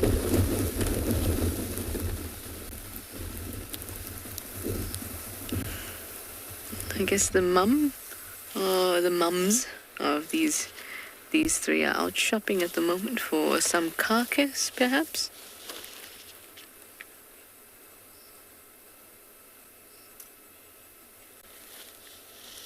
Vivian! I know, they're so stunning. Vivian says they're so cute and special to see. They really are. Sometimes just watching them is enough. They don't need to be doing anything. For them to do something is an extra bonus. It really is, and they really do. That being said, playing with tortoises, running around in circles around the mound, all sorts of crazies. Cutest little things. Did you hear that, little cubbies? Vivian loves to watch you guys, just like I do.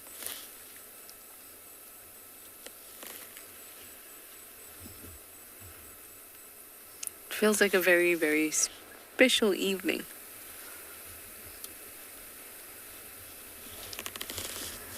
It's quite cloudy, so you can't see many stars. There's one out. Jupiter and Saturn will be coming very close, and we'll show that to you when we have a clear night. For now, we just have the stars in the eyes of these hyena cubs.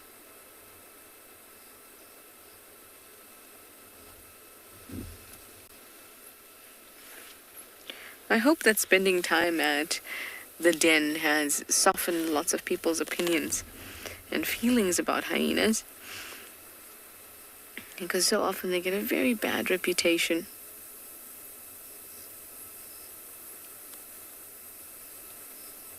And even though we get to spend time at the den, this is not the most exciting thing. This is not when you get to see some truly magnificent behavior from hyenas and, the scope of their intelligence. Here we get to see them in the realm of mothering and nursing and cuteness and softness, all those wonderful things. But they're such formidable hunters, so very intelligent. Their intelligence is comparable to old world monkeys, or apes rather.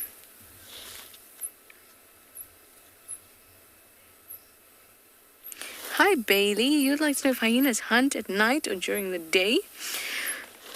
They will generally hunt in the late evening, through the night, and the early morning. And we do get that type of question often. During the day, it's very hot for predators, so they're not out hunting unless there's an, great opportunity just walks by them. Or it's an overcast day, stuff like that. So it's not really a hard and fast thing. A lot of books will say leopards are nocturnal, hyenas are nocturnal, but they're not. It depends so much on various factors, and that's something to understand about all the animals out here and biology. Is for us to say that everything does this or this always happens is very, very rare. It all depends on the circumstance. I've seen hyenas hunting in the morning at about 7 o'clock.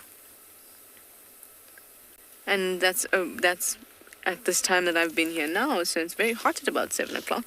But the opportunity has presented themselves. The lambs have dropped, so there's easy prey around. So that will adjust how they behave, because their environment has changed just a little bit. An environment is not just these abiotic things. It's not just the air or the temperature or anything like that, or the topography. It's also the biotic factors, the living factors. when those things change, hunting strategies change.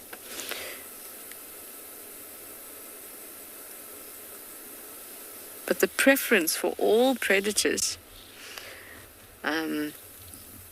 is generally cool. They wait for a time when it's cool to hunt. Cheetahs are a slight exception to that, but even still, they need time to recover after they've done a chase because they can easily overheat.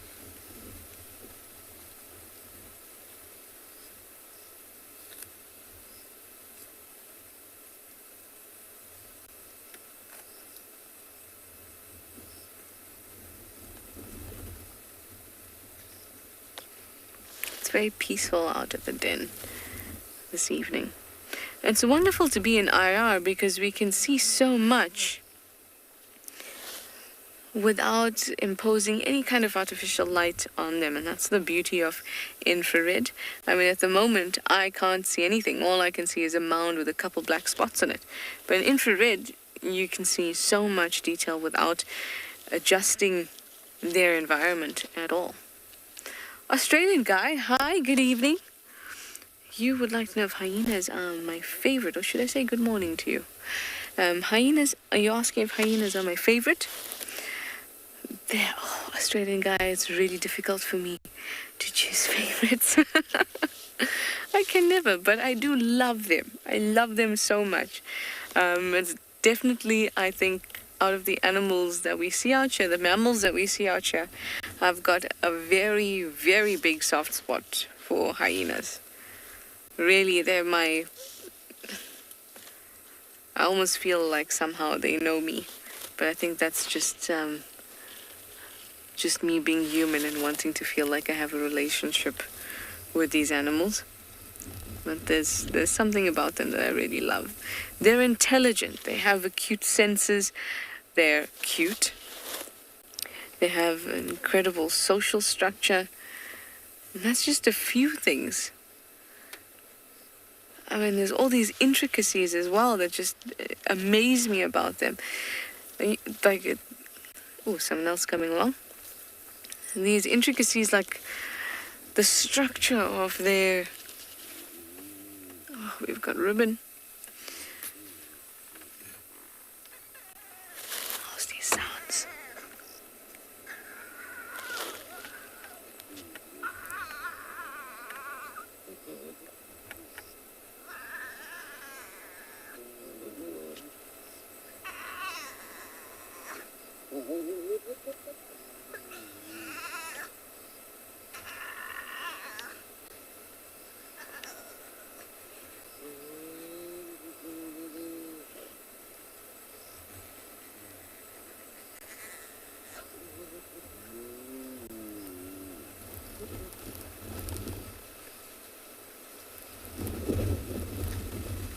It's always important to make sure that these sounds get conveyed to you guys too, because that is the real experience, to be able to see and hear everything that's going on.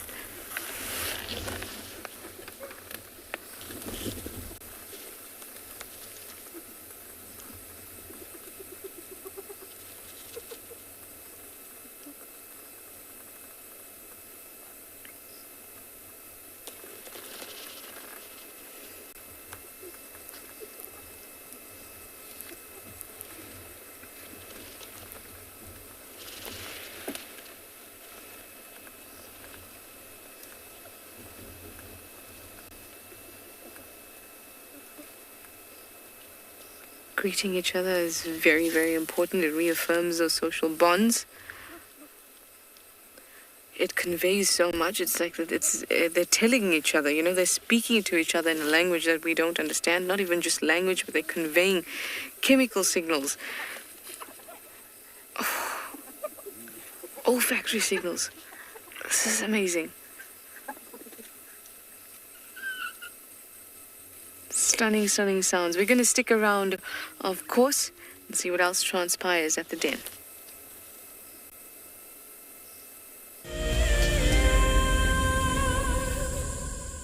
Have you been watching Wild Earth and dreamt of being right there on safari with one of the guides? Well, now you can. Wild Earth is offering you a chance to buy a ticket to dream.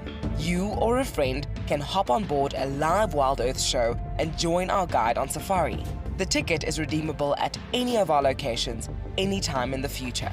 Only a limited number of tickets are available, so don't wait. Get your ticket now and start dreaming. Terms and conditions apply.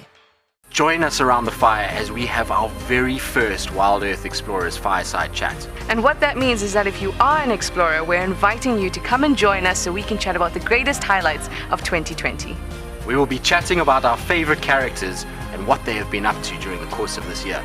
And if you would like to join us, head over to our Explorers page and subscribe. Don't miss out. This Fireside Chat will be on the 13th of December at 7:30 p.m. Central African Time, straight after Sunset Safari.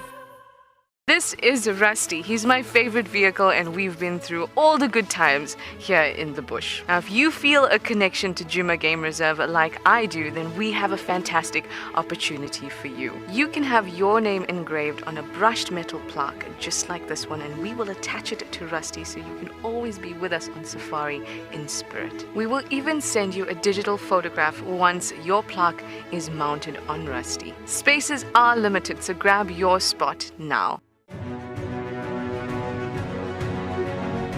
Hello, boy.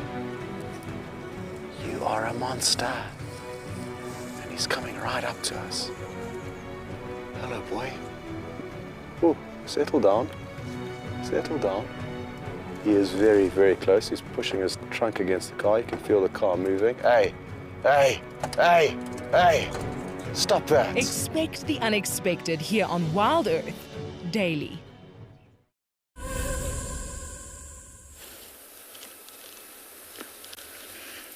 I'm not sure if you caught the end of that segment just before hello. Just before we linked away.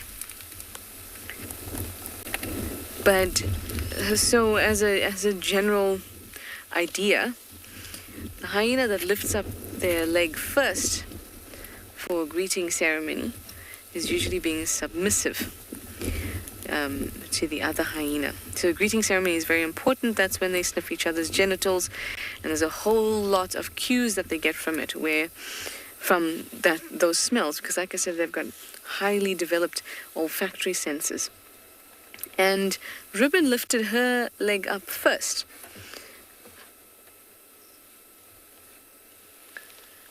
And I haven't seen that before. But like I said, it's an idea. It's not a hard and fast rule like everything in out here, as I was explaining before. To say all and everything is not something we do often. But then also, Heart is the one that moved out of that prime spot in front of the den and gave it to Ribbon to use.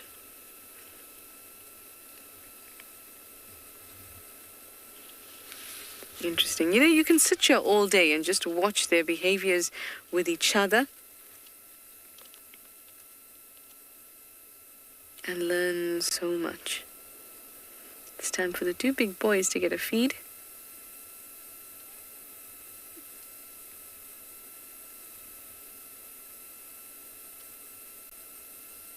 Oh, that looks painful. You know, they've got teeth now. Well, I mean, lots of them. Janet, you'd like to know how far the cubs will go when they leave the clan?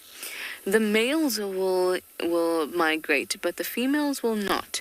So the females will stay within the clan, and that's how we've been able to keep track of all the lineages that we have in the Djuma clan, is because the females stay in the clan. It's a matriarchy. But the males will disperse at about between 2 and 3 years old, or 2.5 and 3 years old.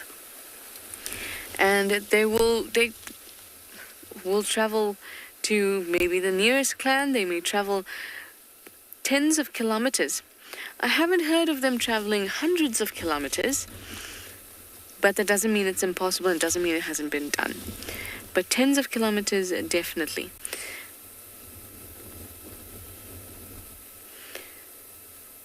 Like these two boys, they're very high-ranking individuals. They're the cubs of the matriarch, regardless of the fact that they are males. They're inheriting their mother's rank. So they're very high-ranking. And when they leave this clan, they've got to make the decision between sticking with the Juma clan and having these rights at carcasses, at shady spots and things like that. But it means that they won't mate. None of the Juma clan members, the females, will mate with these males because they are part of the clan. The genetics are similar. They share genetics, share genes. So what they will do is these males, even though they, have the taste of a very good life here, will go to another clan as immigrant males and start right at the bottom. But by starting right at the bottom, being chased away from carcasses and all that kind of thing, at least they have mating rights. And like I've always said, make more of me is the biological purpose of life. In order to live so that you can procreate and that your genes and your species continues for many years to come. It's instinctual.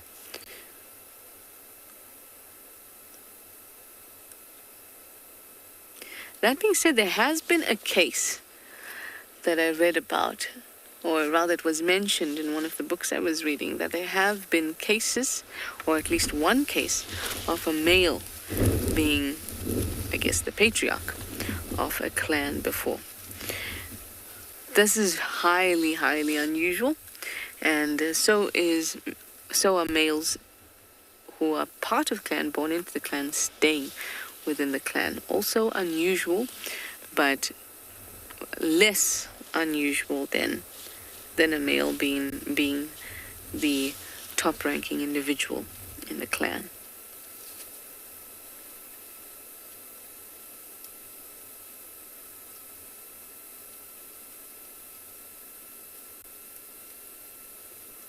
The ribbon looks very, very at ease. And it's just beautiful to be able to watch them and watch their lives progress, all the ups and downs that they go through. And if you love connecting with wildlife, won't you go over to our website? There's a whole lot of exciting things happening. You can go read all about them on wildearth.tv/explorers. Sign up and find out all the benefits that means for you.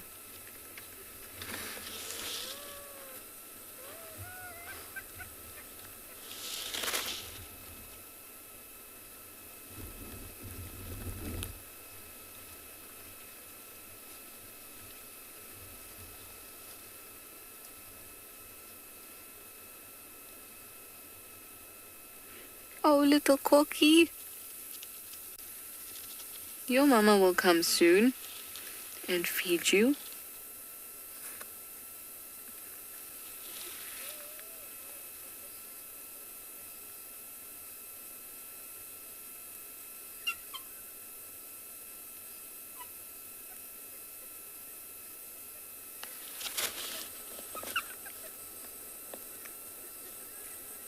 And the sounds that they do are not just amazing. Hyenas have so many vocalizations, and they communicate not just with vocalizations. Tests have been done on intelligence and where they've communicated and solved problems without making any vocalizations, just communicating on a level that we can't understand,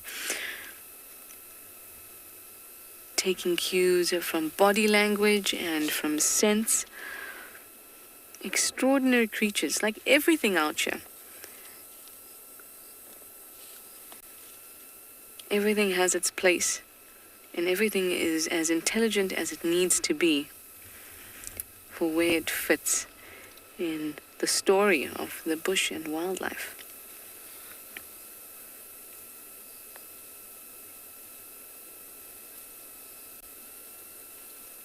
What a wonderful drive we've had. Started off so hot, now it's cooled down. Time at the dams. Cheetahs, leopards, all wonderful. And it's that time. See you tomorrow, and goodbye for now.